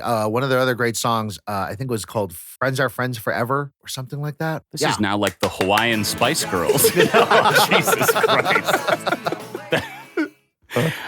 Do you guys have any thoughts on Naleo? That sound is just, it's so evocative of everything that I know to be Hawaiian, with like all the chord changes and the way it's like, it's all nice and suspended. It really reminds me of like 50s country music. I don't know, there's like kind of a similarity in the way that they slide on the strings. I don't know. Well, you'll recognize you actually kind of picked it out, because the three instruments they're playing in that, one is on a ukulele, one is on a stand-up bass, and the third is on acoustic guitar. So like there is that sort of combination of like traditional Southern sounds with that hard bass line and simple acoustic, but it's crazy because it's so small and yet we're talking around it. The ukulele is a pretty important part, I would say, of what I think the mainland considers Hawaiian music. Scott, do you think that's a real thing, or is that one of those things that just existed at one point and then we were like, oh, that's Hawaiian, I'm sure? Oh, no, that's real. That is real. In elementary school, we are taught not just to play the recorder or the flutophone or whatever the hell that thing was called, but also to play the uke. Oh, what? Yeah, Wow. That's so it fucking is rad. A required instrument to learn how to play in elementary school. Did you learn how to play the violin? I how did you know that? What the fuck? Just curious, because I learned how to play the violin in my elementary school, so I was wondering if Oh my they God, were because I was like like, what, did similar. you just read my mind? Yeah, I took to the violin more than I did the uke. Okay. Yeah. Do you guys think they're similar instruments just because of their size? I don't think that their tuning is any similar. I think they're just pretty different instruments. in general. different instruments. Totally got it. different. Yeah. Okay. But they're both smaller instruments, so they'll win every battle. While the viola goes home to hang out. Chill. Oh, poor viola. I think I can say this. Have you guys ever tried, Scott, you learned it in school, but Anthony, Tim, have you guys ever tried to pick up the uke? Yeah, I can play the ukulele. Successfully? Ish. I mean, I can play Somewhere Over the Rainbow. Oh. Yeah, that was like the first song that I learned on the ukulele, and I never explored a lot of different songs, but you know, I can fiddle around in chords and shit like that. And Anthony, I remember you saying that you picked up a ukulele, strummed it once, and it broke in half, right? Yep. These strong hands of mine. Only good for pulling out my own hair when I'm stressed. No, guys, I've never messed around with the uke because, I'm not an indie girl with a webcam who's trying to record a cover of my favorite song. Oh, snap. Wow, there was so much in that. Anthony has been taken down one too many times by these webcam girls. For full transparency's sake, while I learned to play in elementary school, I have completely forgotten it since then. I'm Okay, sure. cool. So, Damn, you brought up the I just- recorder, and I was thinking, like, there was a point where I could play the recorder, Right. and that has since gone away, but replacing it with another blown instrument. Yeah, we're not playing recorders. We're using one for this podcast, guys. Oh, my God. Someone call the cops. Camden, can you hit the last link?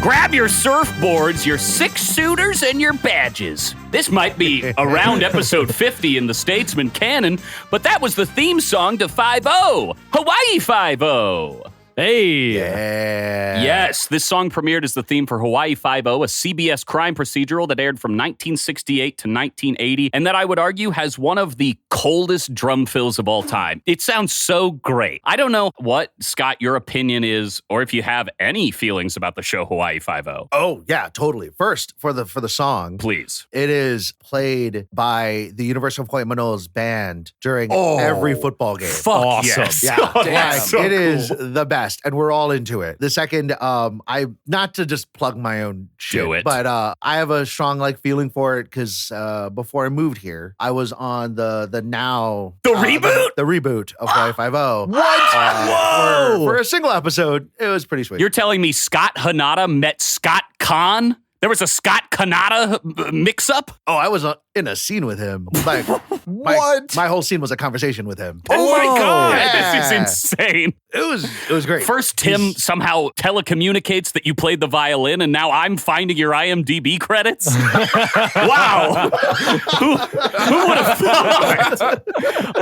So I want to get into everything Hawaii 5-0. Let me just say, this song itself has become a pop culture kind of moment. It was remixed in London nightclubs, remained on the top 100 for 24 weeks, played by the band The Ventures, just like a 60s rock band. It made them all millionaires because this is just a song that you can play on anything and you hear that little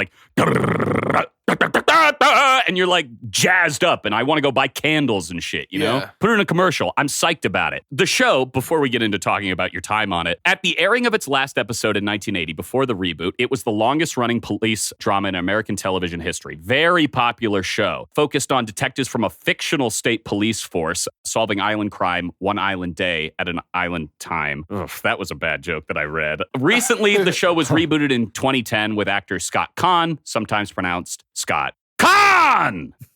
Now that I can put my phone away, Scott, you have to tell me about your experiences on set. Was it filmed on location in Hawaii? Tell us about the day. Tell us about Crafty. What was Scott Kahn wearing? How long is his head? Heads not that long. I mean, I don't remember. I don't remember the length of his head. I got to be honest. But boy, what was he wearing? You know, your standard Aloha attire. I think it was an Aloha shirt. He had a shirt. He had pants. He was clothed. He was clothed. Thank God. We were in a hospital. What role were you playing? So I was just like a walk-on. My character name was New Father. My job was to set up a joke, basically, for that last 5 minutes of the episode. Mm-hmm. I think the other crazy thing about it is that the hospital that we were filming in shut down shortly after filming. It was in its last legs before closing. So it's also this weird, yeah. Scott Kahn shut down this hospital. Whoa. It was a rainy day, but if you watch the episode, it is super sunny because Hollywood. Movie magic. It was amazing. This is crazy. Can you tell me, it's okay if you don't remember it, but what was the joke that you were setting up? I assume you set something up and then Scott Kahn makes a joke and it freeze frames and credits roll over the theme song. In that episode, Dano's ex-wife is about to give birth. Mm-hmm. Her husband is a pilot stuck in another country or something. He couldn't get home in time. Uh-oh. Danny and his ex-wife are still super best friends. I don't know why they got divorced, but they're such great friends. So he helped her give birth because he was there when she birthed out his daughter. So they know the deal. That'd be strange. I feel like if I'm that new husband, I don't want my wife's ex-husband delivering my baby, Right? but whatever. But also you can't be there. That's so true. That's true. you gotta. So were you the pilot? So the birth is done. Baby's in the nursery. I come up to see my kid that just was born, and I see Scott Kahn taking a picture of the kid for her husband who couldn't be there. And I make some joke that the kid looks like him, or I say something, very sincere about the kid looking like him. And he's like, I doubt it. And then I walk away. And then Alex Laughlin walks in, the guy that plays McGarrick. Walks Our lead, in. yeah. Yeah. And finishes the line. And that's it.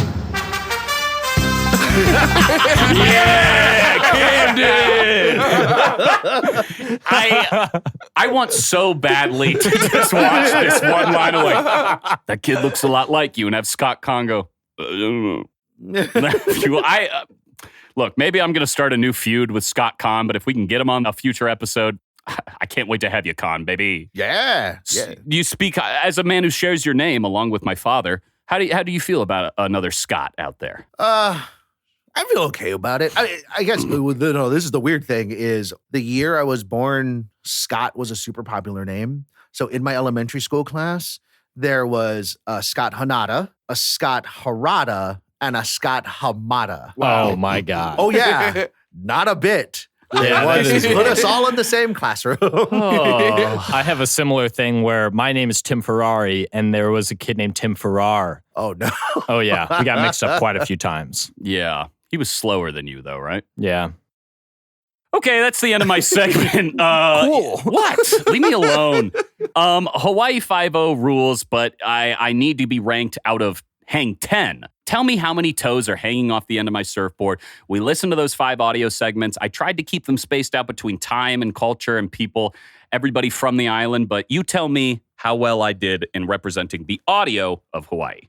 You know, I think taking everything into consideration and my personal biases using the Hawaii 5-0 theme song, it definitely, I gotta give you a 10. Yes! Hell yeah. Yeah, no kooks here. I am riding heavy, baby. Oh, that's awesome. I'm a perfect boy. Amazing, Stuart. I'm so sorry he had to pull ahead. It's that Hawaii 5-0 song. You know? Hey, no, I get it. It's okay. I still have another chance to come back in my taste segment. Wait, what's the next segment? It's the taste segment, Stuart, and I want to once again congratulate you on your 10 out of 10 toes off the board. We're going to move on to our next regular segment where we explore the taste of Hawaii with our tongues. What I've prepared for you all today is it's a little bit of something that I tried to make as traditional as possible, but the only problem with me making a traditional Hawaiian dish, especially when it comes to pork, is I can't cook it underground. So what I tried to do was make Kalua pig. Now, I can't make Kalua pig traditionally because it's cooked underground in what is called an emu. Yeah. Is that right? Nailed it. Cool. Basically what I did is I took like a bone-in pork butt, I wrapped it in some banana leaves and put it in the oven, like kind of simmered it in some water in the oven at 375 for about 5 hours. So it should be nice and moist. When it came out of the oven, I pulled it apart, came out really, really nice. And I took the recipe from Sam Choi, who's a Hawaiian chef. So if you want to look up the recipe online, you look up Sam Choi pulled pork recipe and you should be able to find it pretty easily. I am so excited. So there's not really much to this except a little bit of coarse salt. I wrapped it in some banana leaves and then threw it in the oven. So it should taste like unseasoned pork, unfortunately. I don't know if there's much of anything else that I should have thrown on there or if it's enjoyed in another specific way, like on a bun or anything like that. But Scott, you just put some pork in your mouth. What are you grabbing? Is it good? You know, It is dry. I put some in my mouth. It is dry. Pretty dry. It's pretty dry. Scott's drinking some. You can't say that. They don't sponsor us. Oh, right. Well, sorry. Yeah, that's pretty dry. God damn it. I've tried to make pulled pork so many times in this podcast. So you got the flavor almost down. I would say for the flavor itself, probably want to throw in more salt. For that emu, if you want to go for that emu flavor, I just use liquid smoke. Oh my God. I can't believe I forgot that ingredient. I have liquid smoke here and just totally forgot to put it on Wait, there. are you talking about the e-liquid in your vape? No, Stu, I'm not.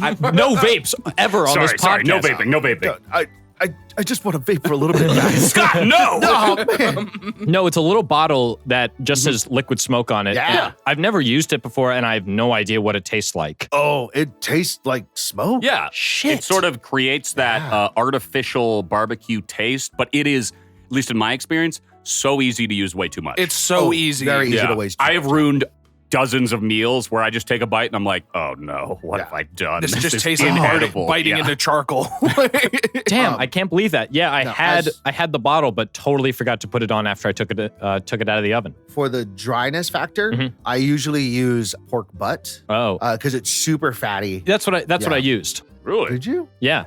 Wow. I used pork butt. Honestly, I'm a terrible cook. I've been a terrible cook since the beginning of this podcast. Do you have a crock pot? I do have a crock pot. So put the whole thing in a crock pot instead. Put it on low for like about 6 hours. Is that still with the banana leaf wrap? You could totally put the banana leaf wrap on there. I've done it without, and it's still pretty good. But that banana leaf, what it does, like you can still taste that faint taste of the banana leaf in there. It creates a nice slight vegetation type taste to it. Yeah. Yeah. I will say, Tim, I feel like if I put a little bit of like Hawaiian teriyaki, No, don't do that. Like, no, don't do that. No, I'm don't do sorry. that. I feel So like sorry. I need some sort of like something on this. Like, is there a sauce or something to add to this, or would this normally just be eaten right out of wherever it's cooked? You would just eat it just like this. Maybe you'd have some lomi salmon, or because I'm allergic to salmon, lomi tomato. For the traditional lomi salmon, it would be a salted salmon, tomatoes, onions, green onions, salt mixed together. It tastes just as great without the salmon. So for all the vegetarian listeners out there, tomato, onion, green onion, salt. All those Chicago go. vegetarian listeners Yeah. of ours. You got that Chicago diner people. Can I ask you, are King's Hawaiian rolls Hawaiian? Yes, they used to be. No, don't. No, they are. Like, I Okay. still consider them because I grew up with that stuff. And then they lost their lease and Oh. they're like, deuces, Hawaii, we're moving to Cali. That fucking sucks. Yeah, but I'm glad to be in the mainland because I get my kings again. They're so good. They're like delicious. And I would love some of this meat on like one of those little rolls or something, you know? Is that where you guys got your name, 45 Kings? That is where we got the name. Yeah. I believe it was a night eating sliders, and we counted them up and we said, hey, wait a minute. And that's when we were a Southern team, of course. So while we were in email correspondence, Scott, you said that you had some very specific opinions on poke. Yeah. So obviously, Oh. the mainland poke is extremely different from island poke. Is it? Most definitely. What are the main differences between those two? So multiple levels. By spelling, poke, it's P-O-K-E. There's no accent No over accent. the E. Not like Pokemon. Right. You know, it's like nobody puts an accent over any of the letters in champagne Right. for you to know it's champagne and not champagne. You know? Yeah. So second, it's a traditional food that we all kind of grew up with. And the ingredients that are put in poke here on the mainland, nobody puts radishes in poke.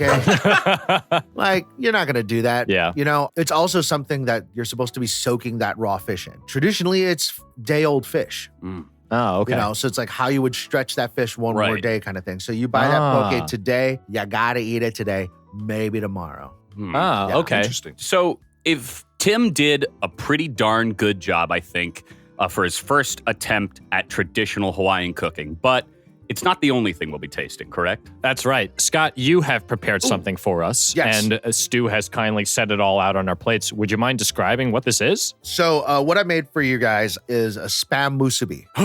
Spam musubi. Yeah. Wait, Now- hold on. Let me check my folder. This didn't go into my inbox, did it? Oh my God. Just Jesus. Scott, keep going. I'm sorry. So specifically this spam, it's not your traditional spam. This one is Portuguese sausage flavored spam. I went with this one because, first of all, it's a flavor that you can only find, I think, in Hawaii, maybe the West Coast. Portuguese sausage is also known as linguiça or linguiça sausage. Oh, yeah. But we have such a huge Portuguese community, hence why King's Oh. Bakery. Ah. Yeah. And so this Portuguese sausage is like a huge food back home. Spam, I mean, that's Huge. Hawaii. Yeah. Yeah. Awesome. Yeah. We have a spam festival.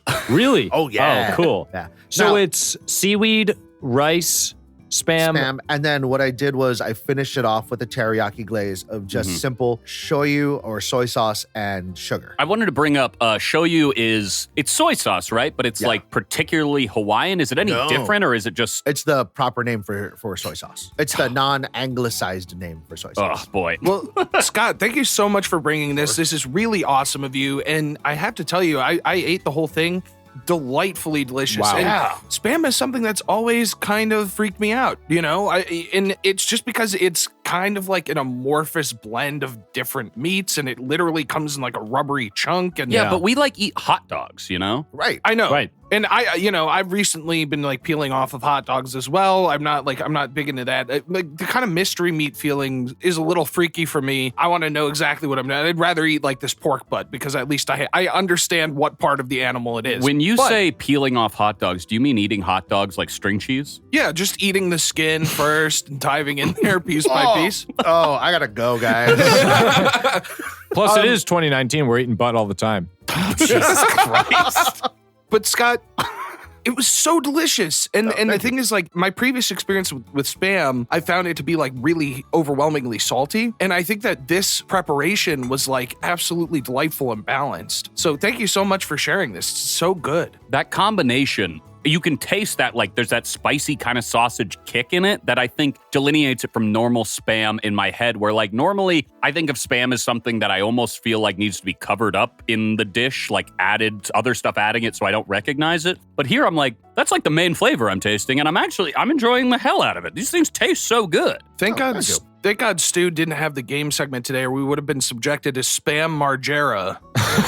Yes. Okay. So, all right. I don't even want to get into it. All right. That was honestly one of the best things I've had maybe all month. Like that was it was delicious. I had never, it's not like sushi in the way that it kind of looks, but like all the flavors are super delicate, but also at the same time pronounced. How long have you been making that? My whole life, I guess. It's one of those things you grow up with it. Parents make it. This feels like a great like lunchbox dish. That's exactly, yeah. So like when you're in summer fun or like aftercare or whatever, you got a couple of those in your backpack. They're also sold everywhere. 7-Eleven sells them all everywhere. Oh, Damn. okay. I was thinking like 7-Eleven down the street is going to sell these. Yeah, no. Like the 7-Eleven back home is vastly different. Yeah, you still got your big gulps. We still, Thank God. Yeah, and the double gulp, because you gotta. Right. You gotta double up the gulps, baby. It's so gulping good. 7-Eleven. One more time, can you just tell us what this is called again? Sure, it's a Spam musubi. Well, that was awesome. I personally give this a 10 out of 10 toes off of the for surfboard. sure, I think that goes without saying. But in terms of this pork that I have tried to cook, how many toes of the surfboard am I hanging off my quiver? Or one of my quiver. Yeah. Nice. Thanks. I gotta say, for the first attempt, especially going that extra distance with that banana leaf though, because I don't know where you found banana leaves. Cermak Market. Do you know where Cermak Market is? Yeah. Yeah, it's off of North and California. Yeah. It's on the west side. Quick question, Tim. They have a ton of stuff. In fact, I have coconuts in the other room, but I don't know a good time to bring those into the room. What? Just to, we're just going to have those in the room? I was planning on figuring out how to crack them open, but I didn't have the time to do so. Sure. Yeah. So that would have been a fun game segment. They also sell coconuts there. Hey, maybe during the touch segment, we could rub our hands over some coconuts and describe the feeling.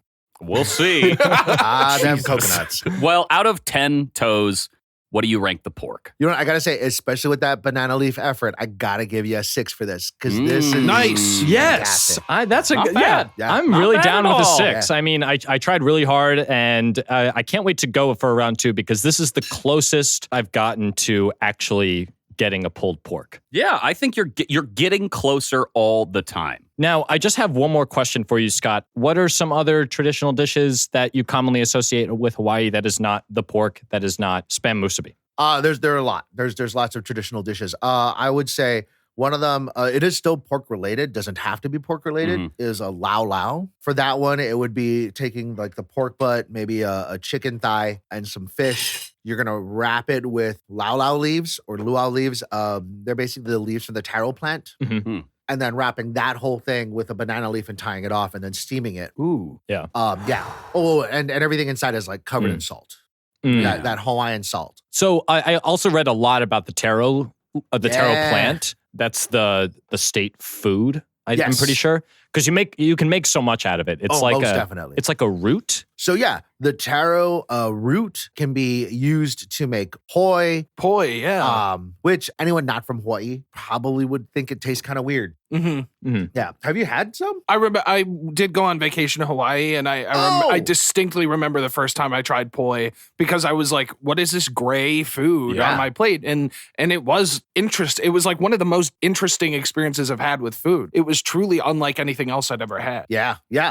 And if you were even to say that it was weird or that you didn't like it, I'd be like, that's valid. Yeah.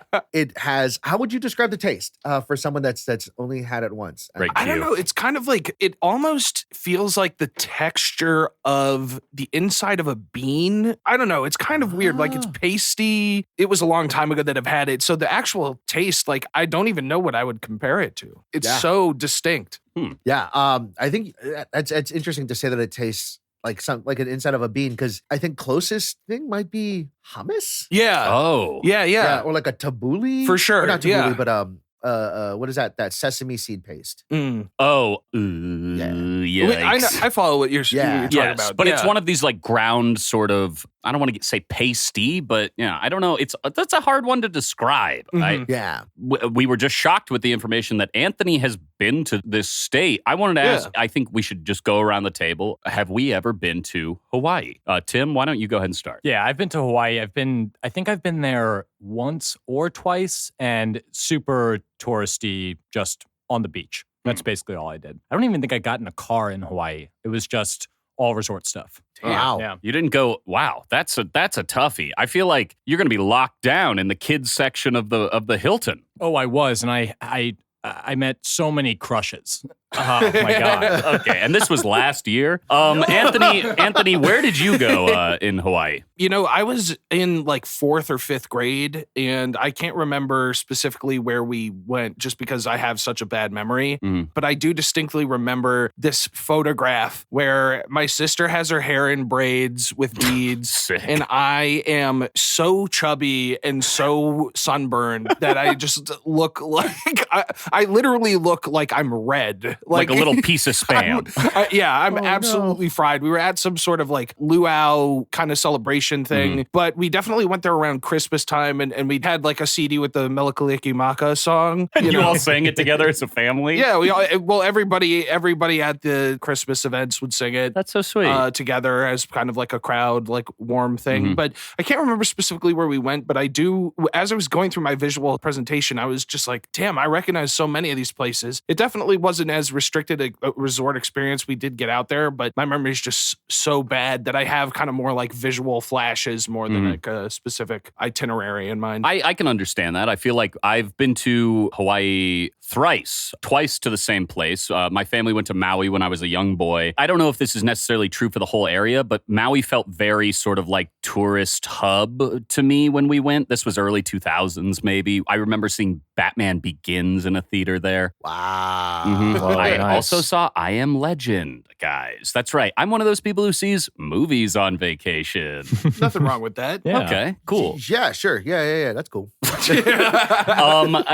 But we spent time in Maui, and then, of course, the other 2 times we went to Kauai. And between the two, it's just the best place in the fucking world. There's no better way to de-stress very quickly. But speaking of stress, Anthony, are you ready? Yeah, I'm stressed out because we're so low on time and I have so much in this visual presentation. But to reference back to that Chekhov's gun, click, clack, bring it back, I do not have the state bird or the state flower in this presentation. What? I uploaded the wrong file and I forgot to put them in. So I do have them on my phone all ready to go. So we will be able to see them.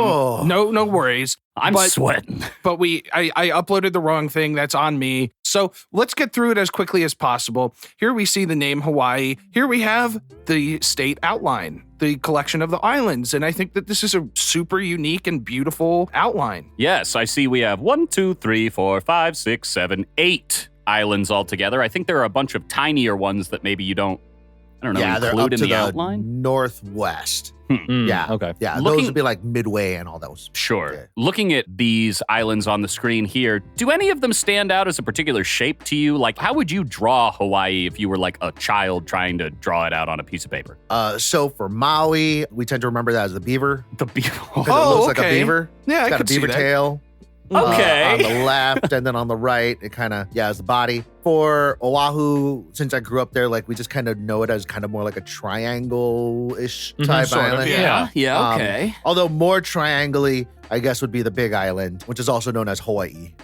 Yeah. I think if you're looking at it in an abstract sense, like if you're imagining it the way that you would imagine a constellation shape, I think you could connect this into a giraffe. Oh, nice. Yeah, I definitely see that. Yeah, I guess so. This is maybe the hardest one we've ever had in terms of finding something in the shapes. I think the Big Island looks like a gorilla that got knocked on the head and he has like a little lump, rising up out of the top. I can see that. Well, let's move on to the state flag. So, this was initially used as the flag for the independent kingdom of Hawaii, and then it remained the state flag when Hawaii became a U.S. territory and a state. The only state flag to feature the flag of another country. What are you seeing in that top left corner, y'all? It's groovy, baby.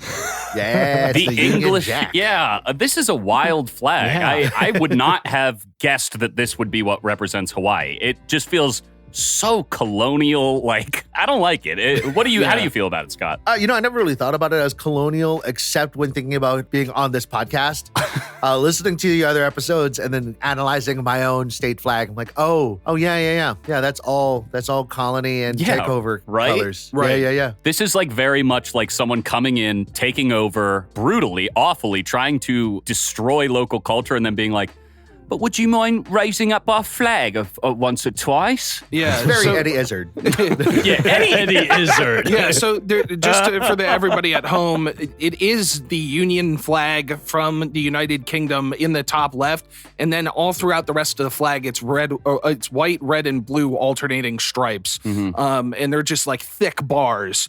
I think this is, I don't know, it doesn't look cohesive necessarily, like it clashes with itself in the in the location of the separate flag within the main flag, but I don't hate it. I think that I don't love what it represents, obviously, but I think that in terms of just the pure aesthetics of the flag, I could definitely see that flying. I mean, I can definitely get behind what you're saying there in like a level of complexity to the design compared to other state flags, not to belittle other states. You absolutely can. Some suck. Some really suck.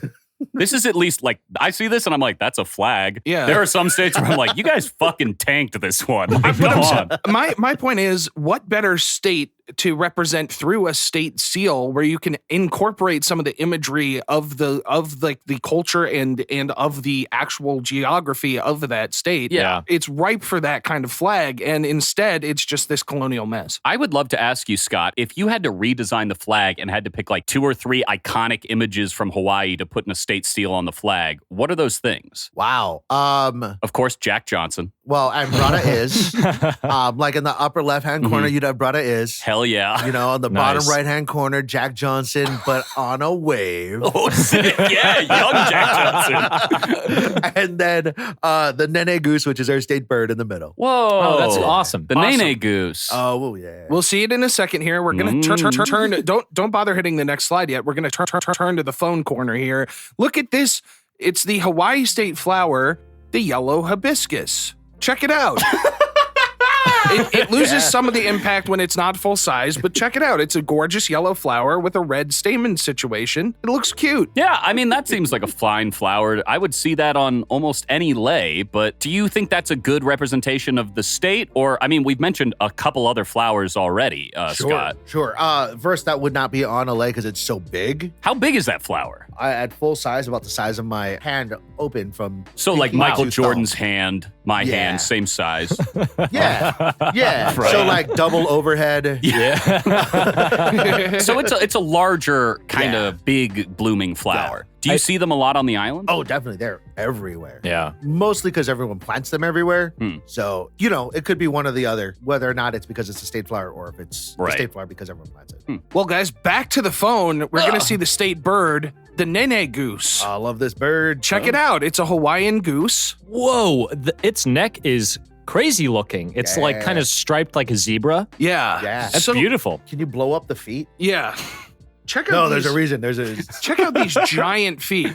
Whoa! I was just talking about Jordan's hands. Yeah. Put some Air Jordans on this goose. Yeah, they're huge. It might just be the perspective of the photograph. Are these pretty giant birds, or They're not super big birds. They're the size of a goose.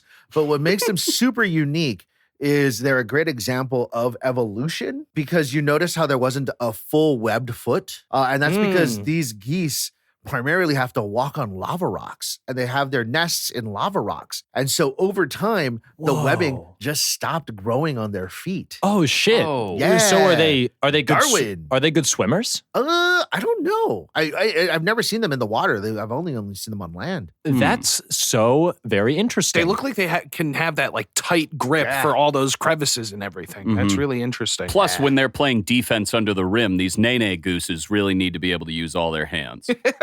Oh man! Well, that's so fascinating. Let's nene on to the next slide. Here we have Honolulu, located on Oahu. This is the capital and the most populous city. And it's known, guys, I read this online, it's known as the Big Pineapple. Is that true? Is that true? That That sounds like it could be true. That's what it said online. God. Guys, I think this is an interesting shot of the city. You might wanna It's snoop gorgeous. that. Anthony's like reading the comments under an article where like some white father was a was like, nickname. I called it the Big Pineapple. This is an interesting shot. We get the clouds in the background. We get some nice mountain ranges that are covered in vegetation. Yeah. And then we have like a nice harbor up front. And it does look like a standard metropolitan city. I think Yeah. I can say it. bustling. Honolulu, I love Yulu. It's a great city. I will say, kind of strange to see a large urban center on like such a beautiful island. For some reason, when I think of Hawaii, I think of like natural landscapes first and foremost, which I mean, I think that's a lot of what the export is, right? But Yeah. like, this is the largest city on any of the islands. Yes. Gotcha. Can I ask you, how much time have you spent in Honolulu? Well, Scott? almost my whole life. I mean, so the island of Oahu is the city and county of Honolulu. So the whole island is considered the city of Honolulu. Yeah. Really? This is downtown Honolulu right here. But though, you can be on the other side of the island and you're still in Honolulu. in the city and county. Yeah. So the mayor of Honolulu is the mayor of that whole island. Ah, so cool. rad. Wow. Yeah. Damn. Is there anything we should know about downtown? Or where are the hot clubs and the Yeah. hot? Where's the comedy scene? Is it in downtown? It's in Chinatown. Ah, There's a okay. Chinatown There's here? a China. You can kind of see it. Well, it's like right back behind a couple of these taller buildings. On the left side. Hidden away. On the left side. Yeah, that's where the improv theater that I was part of a house team on and was house managing was there.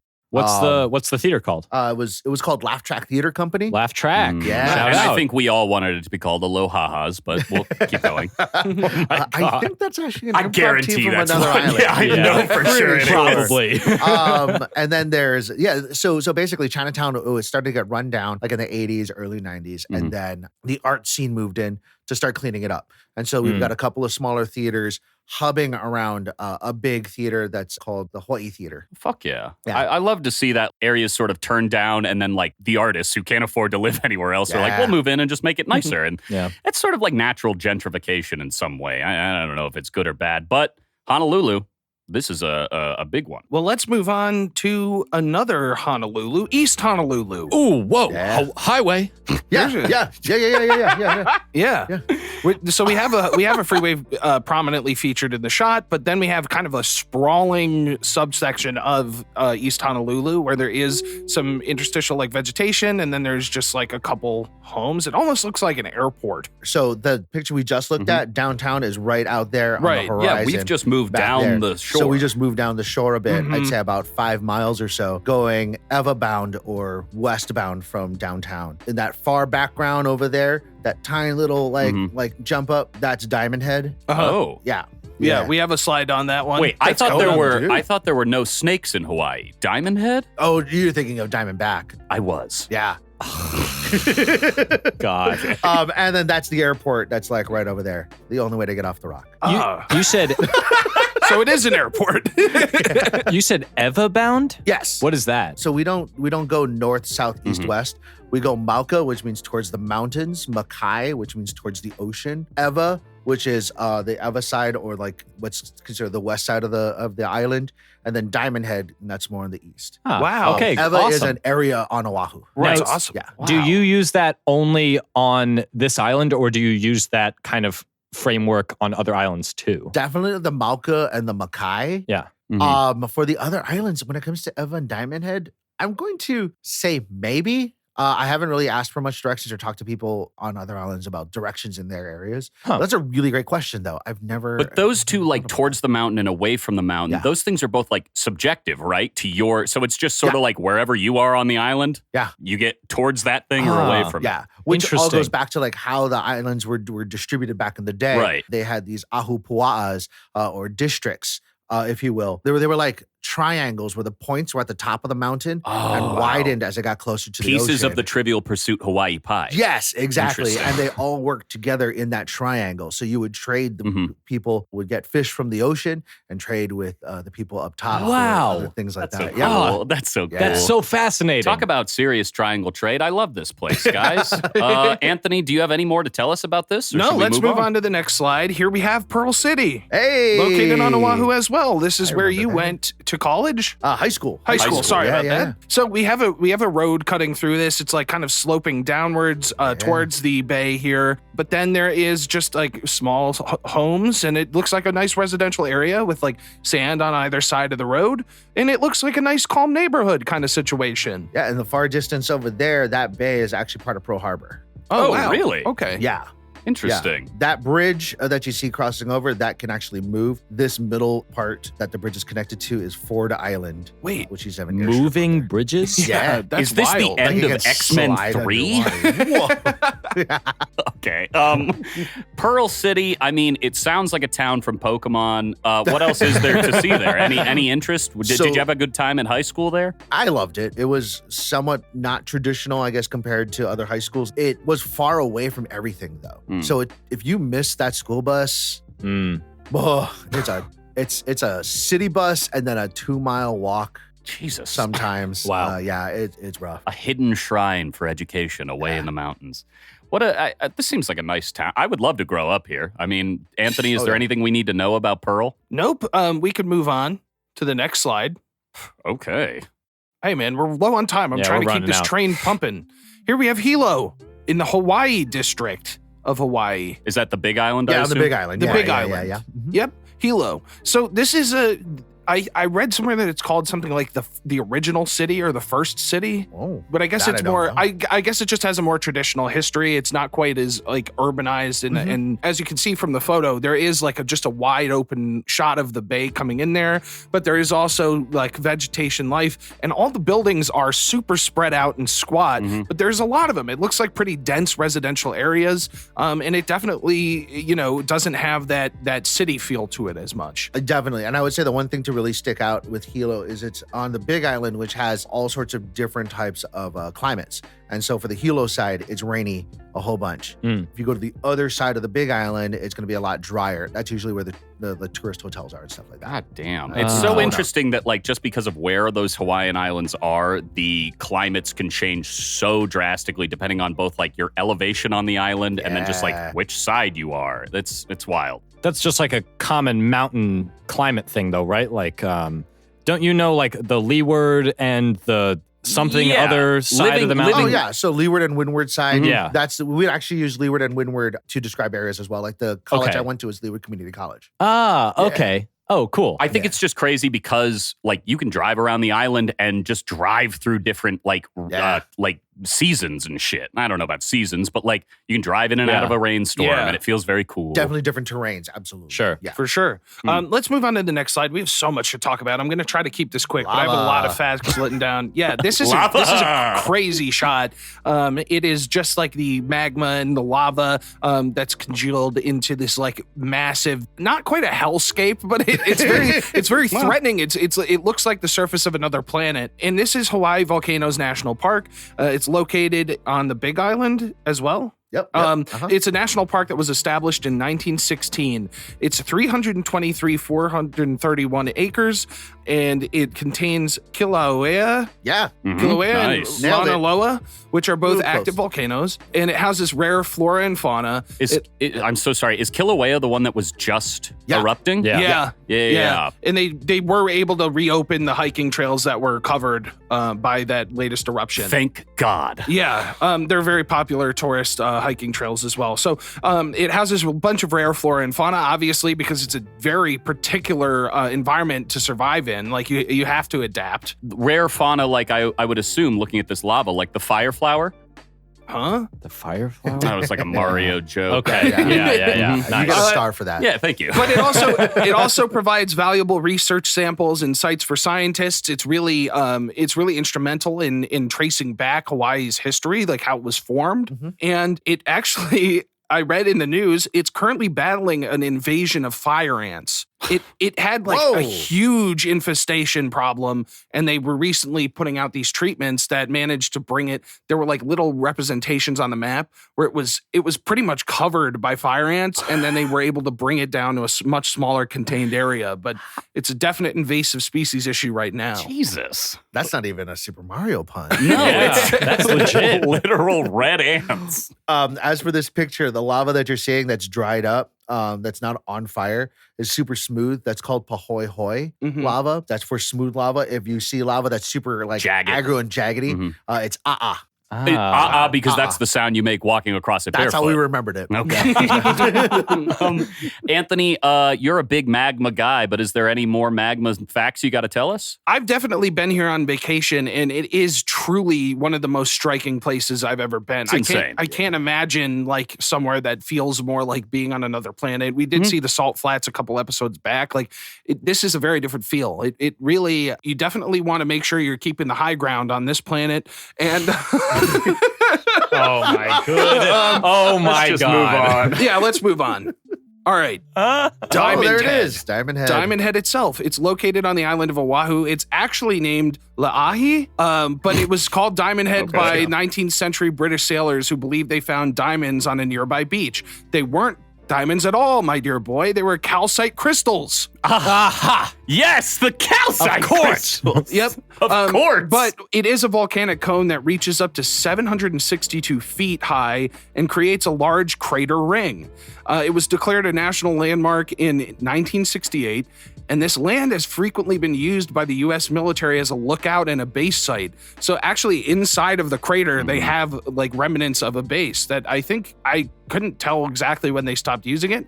And it seemed like it might even have been pretty recently. Not that recent. I mean, within my timeline, it hasn't been used because there's a trail in there that's open to the public that takes you to the top of Diamond Head. And to go through that trail, you literally have to walk through a pillbox. Whoa. And like man. out where like the turret lookout Right. is, Oh. climb Damn. out and then climb up higher. It's wild to Interesting. think that this has transitioned from like military land now to public land. You know, we can really say all their bases belong to us now. Thank you. Wow, lots of video game jokes in this episode. This is nice. VGs. Anthony, this is beautiful. This is the kind of place that like this doesn't exist anywhere else in fucking America. It's absolutely gorgeous. In most of the world, I would assume. Like, good for them for God. Beautiful Thank place. you. God, you have a Seriously beautiful striking. state. I'll take credit for that. Congrats on doing this. So yeah, it's an incredible place for hiking, obviously, and it gives you some stellar views. Let's move on to another stellar view. It's the Hanauma Bay. There it is. Hanauma Bay. It's located in East Honolulu on the island of Oahu. A volcanic ring houses a natural marine embayment, one of the most popular tourist destinations, to a point where it's actually suffered from overuse and actually had over 3 million people that would visit annually. Jesus. In 1953, this is a sad fact, areas of the reef were cleared with explosives in order to create room for telephone poles that would connect Hawaii with the west coast of the contiguous United States. And now it's been taken much more seriously. The protection has been upgraded, and it's actually a nature preserve where all the local wildlife is protected by strict laws. You cannot touch these creatures. You have to be very, very careful. And you know, one massive problem with Hawaii tourism is white people's entitlement to like see a cool rock and want to take it home. Oh God! Don't ever take a rock. Don't ever take a rock. Yeah. That's, I've seen that Brady episode where they go and then they get cursed for taking things. I don't want to take a single thing. You're supposed to leave things how you found them. Am I right about that? Yeah. Oh, definitely. We don't have time to go into it, but there's a whole thing about never take rocks from Hawaii. Yeah. Yeah. Yeah, because like a lot of people are on lands that are historically considered sacred lands, and they're just kind of treating it like it's their own backyard. Take a penny, leave a penny. Yeah, it's I brought a bullshit. rock from Colorado. But no. very, very cool.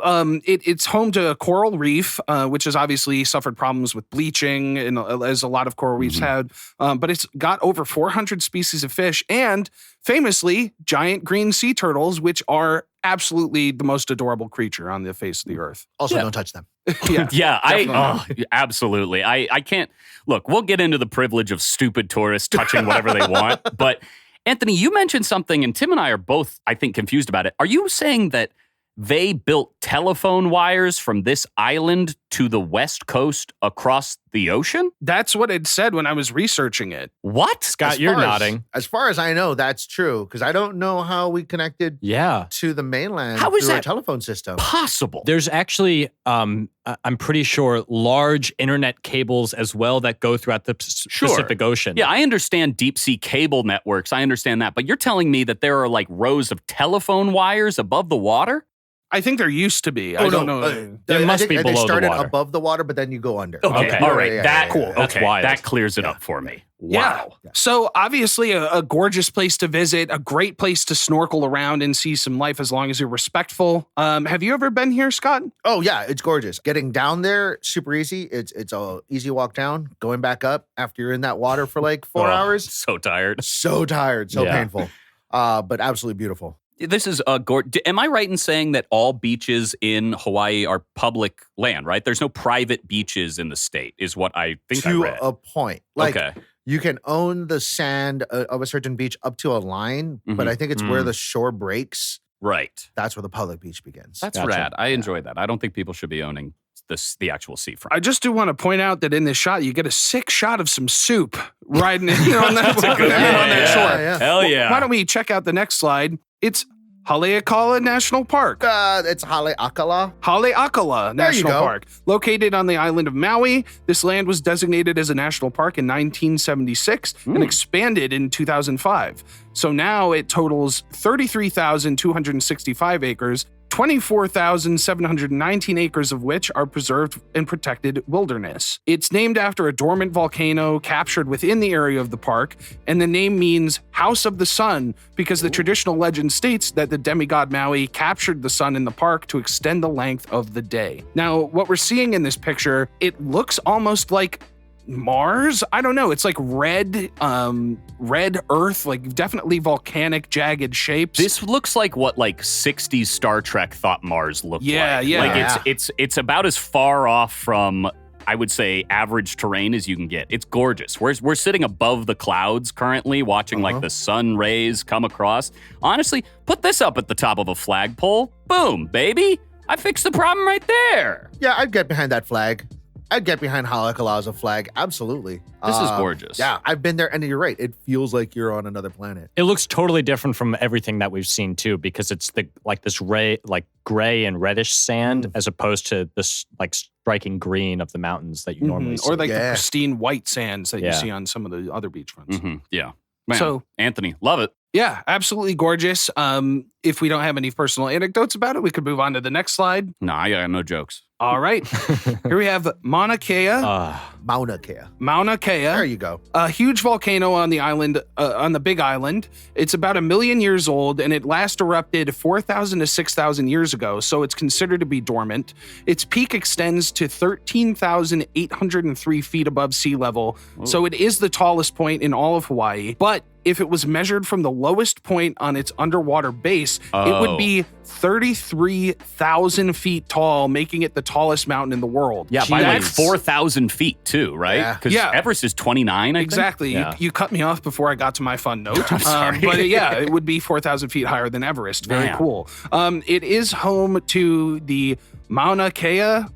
Did I do it again? No. Oh, you got it. All right, nice. It's home to the Mauna Kea observatories, where 13 telescopes have been constructed and are used for research due to the summit's access to a clear view of the stars. And you even get like kind of context for that in this shot. Absolutely stunning view of the night sky. But this construction was heavily contested by Native Hawaiians, as it is believed to be a sacred mountain. I see. It's still currently being contested for this new telescope that they want to build up, and it is.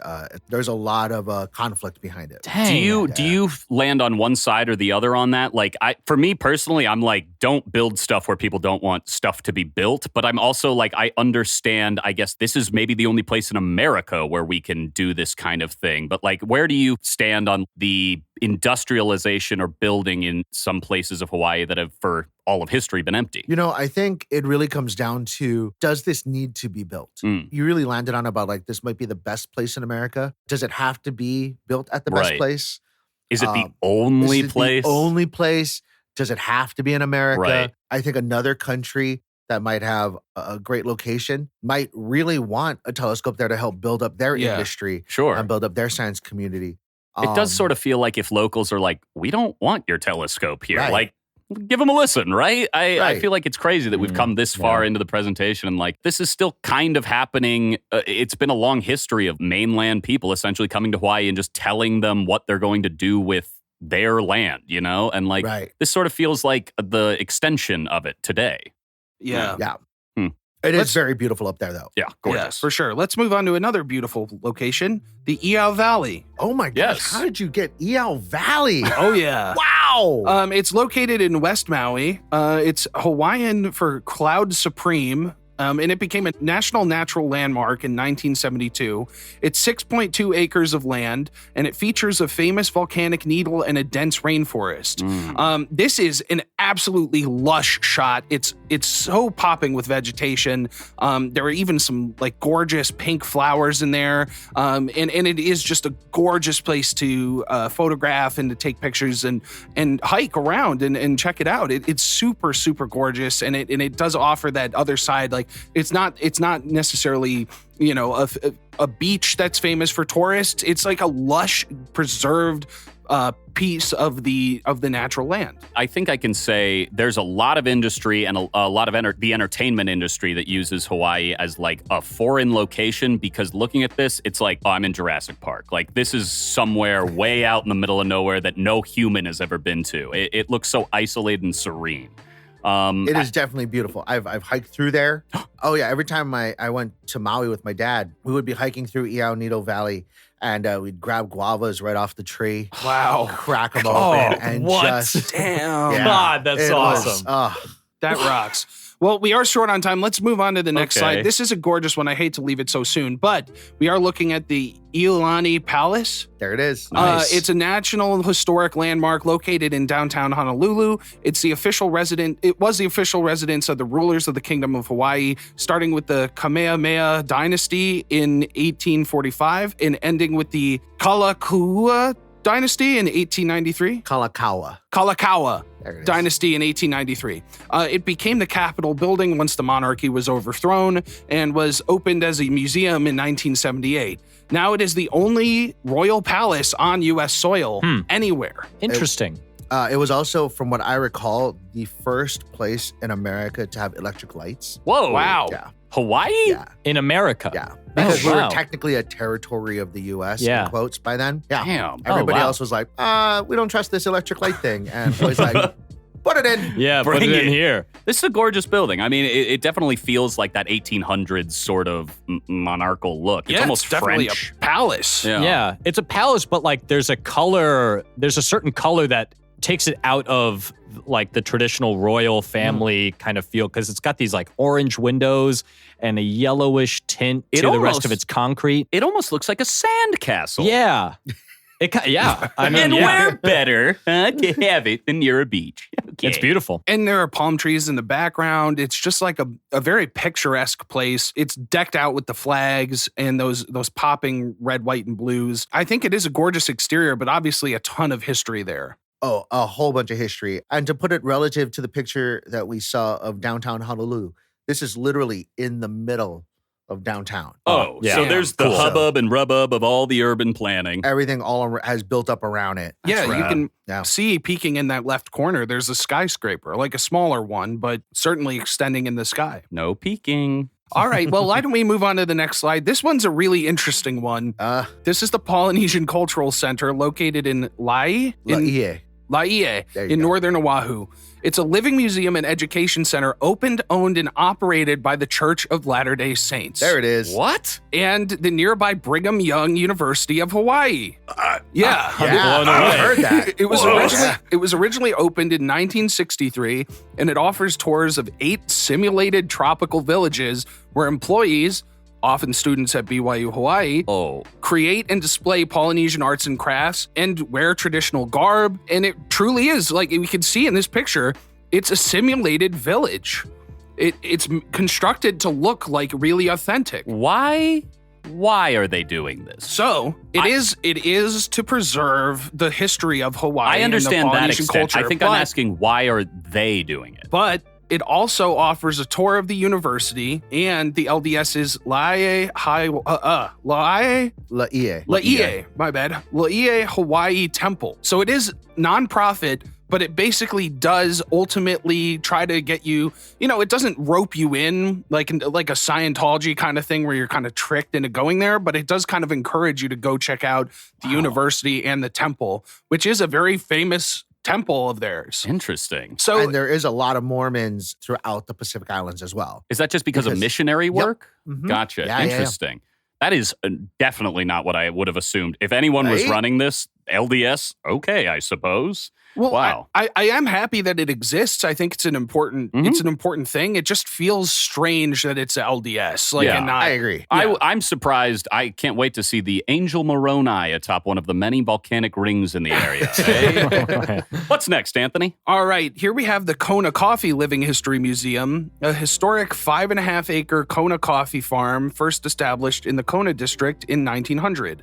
Established by a Japanese immigrant Daisaku Uchida, it now serves as a museum to show the experience of Japanese immigrants at the time and displaying the process of growing, harvesting, and preparing these specific beans, which you can only call it Kona coffee if it's from the Kona region. Right. And they're super expensive and heavily sought after because they are goddamn delicious. It's a lot Yeah, like it is. champagne that we were talking about earlier. Yeah. Yeah. I remember, when I went to Hawaii, I didn't like coffee at the time when I was heading there. I was in 5th grade, 4th grade. I was like young and I thought it tasted bitter and gross. My parents didn't want me drinking it because they were worried it would stunt my growth. And little did they know that I could have afforded to drink a little bit of it.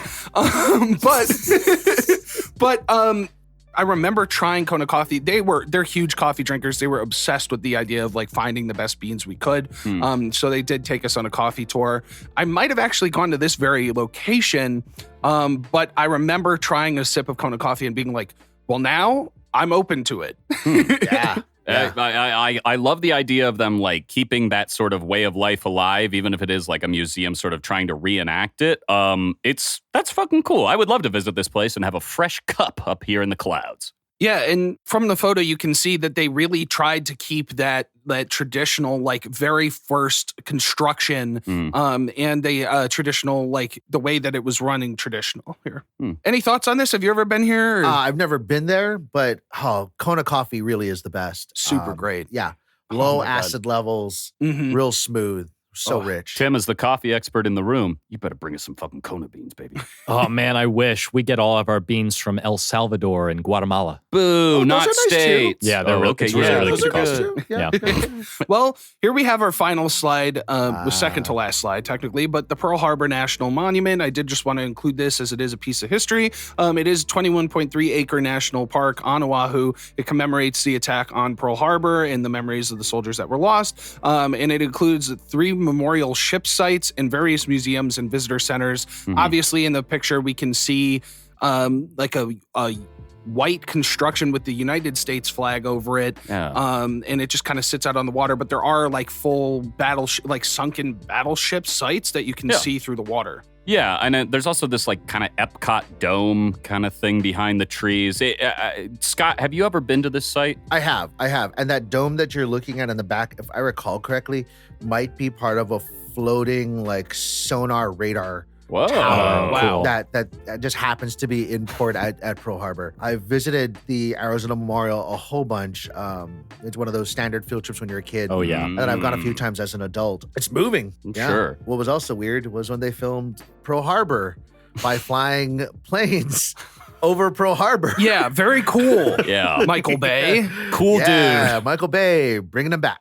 Yikes. Yeah. Well, guys, why don't we go to the final slide and say goodbye, Hawaii. You're unforgettable. Jesus Christ. What better Christ is cultural right. art to go out on, guys, than Forgetting Sarah Marshall? Yep. If there's ever a film that represents the God. state perfectly, Jason Segel and his flaccid dong. And what's that on his shoulder? Another cock of some kind? Or is that the chicken from Moana? Mm-hmm. Do you remember his name, Stu? Is it like Cluck?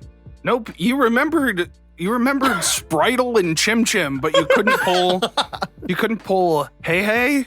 Okay, I'm sorry.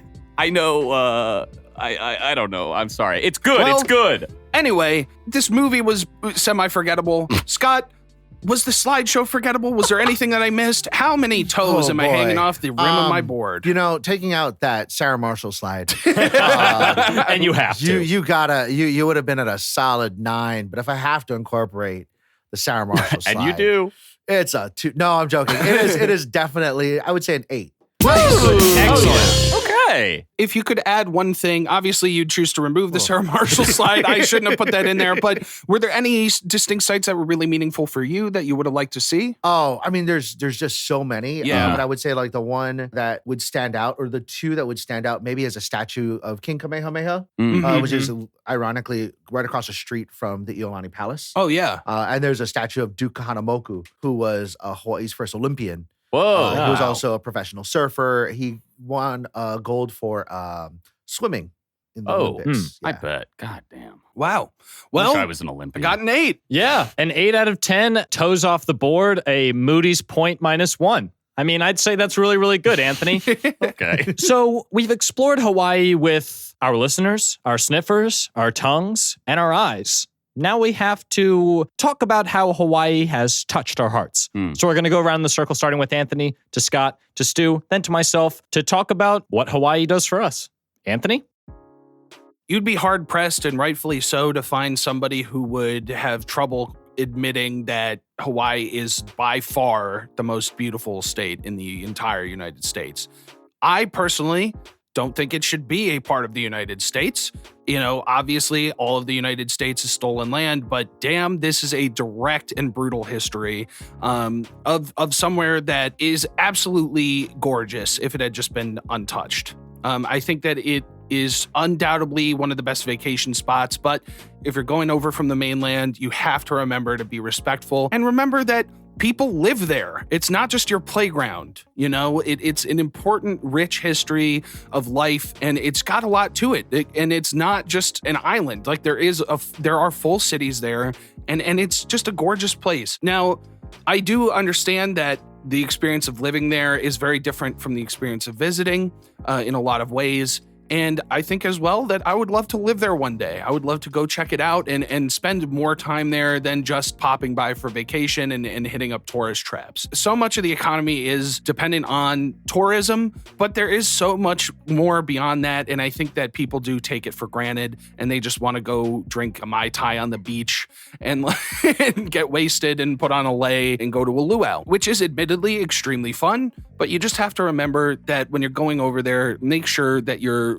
being a responsible and adult tourist. So I think that it is the most beautiful state in the United States, and I can't wait to go back one day. Scott. You know, Hawaii is always going to be my home. I think it's going to always be a big part of the way I view the world. In a world where we talk a lot about requiring us to look at the world with diversity and inclusion in mind, and people saying that it's a challenging notion, coming from Hawaii where we are extremely diverse, where we don't even think about, is this diverse? Because we just are. It gives me hope because I've seen how it can work. Even in our comedy scene, you know, it is completely diverse on multiple levels. For me, I'm always going to be a local boy at heart. I run that hashtag on all my stuff because, yeah, that's just me. I can't think of myself as not being from Hawaii, even if I have an Illinois ID. Stuart. Man, Hawaii, you are Absolutely the best. Anthony brought it up. This is, I mean, it's so far and above every other state in terms of physical beauty. I don't think anyone's going to argue with it. There are states that look different, maybe. If you're into deserts, go to the desert, I guess. But there is not a state that is so wholly perfect in like its original form. And I agree that I think what cuts so deep about Hawaii is how close we are to that history of like colonial takeover and like the coup on the monarchy and the native people. It's like it's a little bit easier for us to like get away from 400 years ago and the Louisiana Purchase or whatever these are. But this is recent history when these islands were taken over, and things like the Hawaii Renaissance that I mentioned in the audio segment. I hope that continues, and I hope that original culture continues to flourish, like I think it has been in the past few years, or at least people are more open to the idea of like, hey, the culture of this place isn't just nice button-up t-shirts and lays, you know? There's like history here, and I hope you respect it. I mentioned very briefly that there is a famous Brady Bunch episode where they go to Hawaii and they steal a rock, and then they get cursed because of it, and a tarantula walks across Bobby Brady's face. I sort of feel like after this episode of Statesman, I have a bit of the Hawaii curse myself in that I'll be thinking about it every day when I go to bed until I get back on those sandy beaches. I'm one of those fools who wants to just drink a Mai Tai with my toes in the sand, and Hawaii is the best place for relaxation, friendly people who like, they understand that I think that a lot of the money in the economy comes from tourism, and as long as you're being cool about it, like, come aboard. It's a family feeling, and I just enjoy that feeling of Ohana. Anyway, Tim? Hawaii. When I think about it abstractly, and I think about it in terms of ancient history, it's easily one of the most inspiring things that I've ever listened to. The story behind Hawaii and like ancient peoples leaving land to go out into the ocean to find something is fucking wild. An absolute testament to human bravery and just everything that this whole thing is all about. I only have one anecdote about Hawaii because I remember that I now have only been once, but I was maybe 12, 13, or 14. And when we got onto the airplane, all of the flight attendants gave us lays, and not the chip Stewart. And we went up into the sky and we all fell asleep. And many, many hours later, the flight attendant came over the intercom and said, we're about 30 minutes outside of Hawaii. And I remember everybody on the plane cheering. And when we landed, they all cheered, and all the music started playing, like a lot of ukulele stuff, and maybe the only good time to clap when an airplane lands. Right, and 30 minutes before, right? But yeah, that's the one memory that I have that is whatever. If you have any questions or concerns about the great 50 states of the Statesman, reach out to us on Twitter at StatesmanPod, on Facebook and Instagram at Statesman Podcast, or by email at statesmanpodcast@gmail.com. Please like, rate, subscribe, and share the show with your friends because it helps the show out a lot.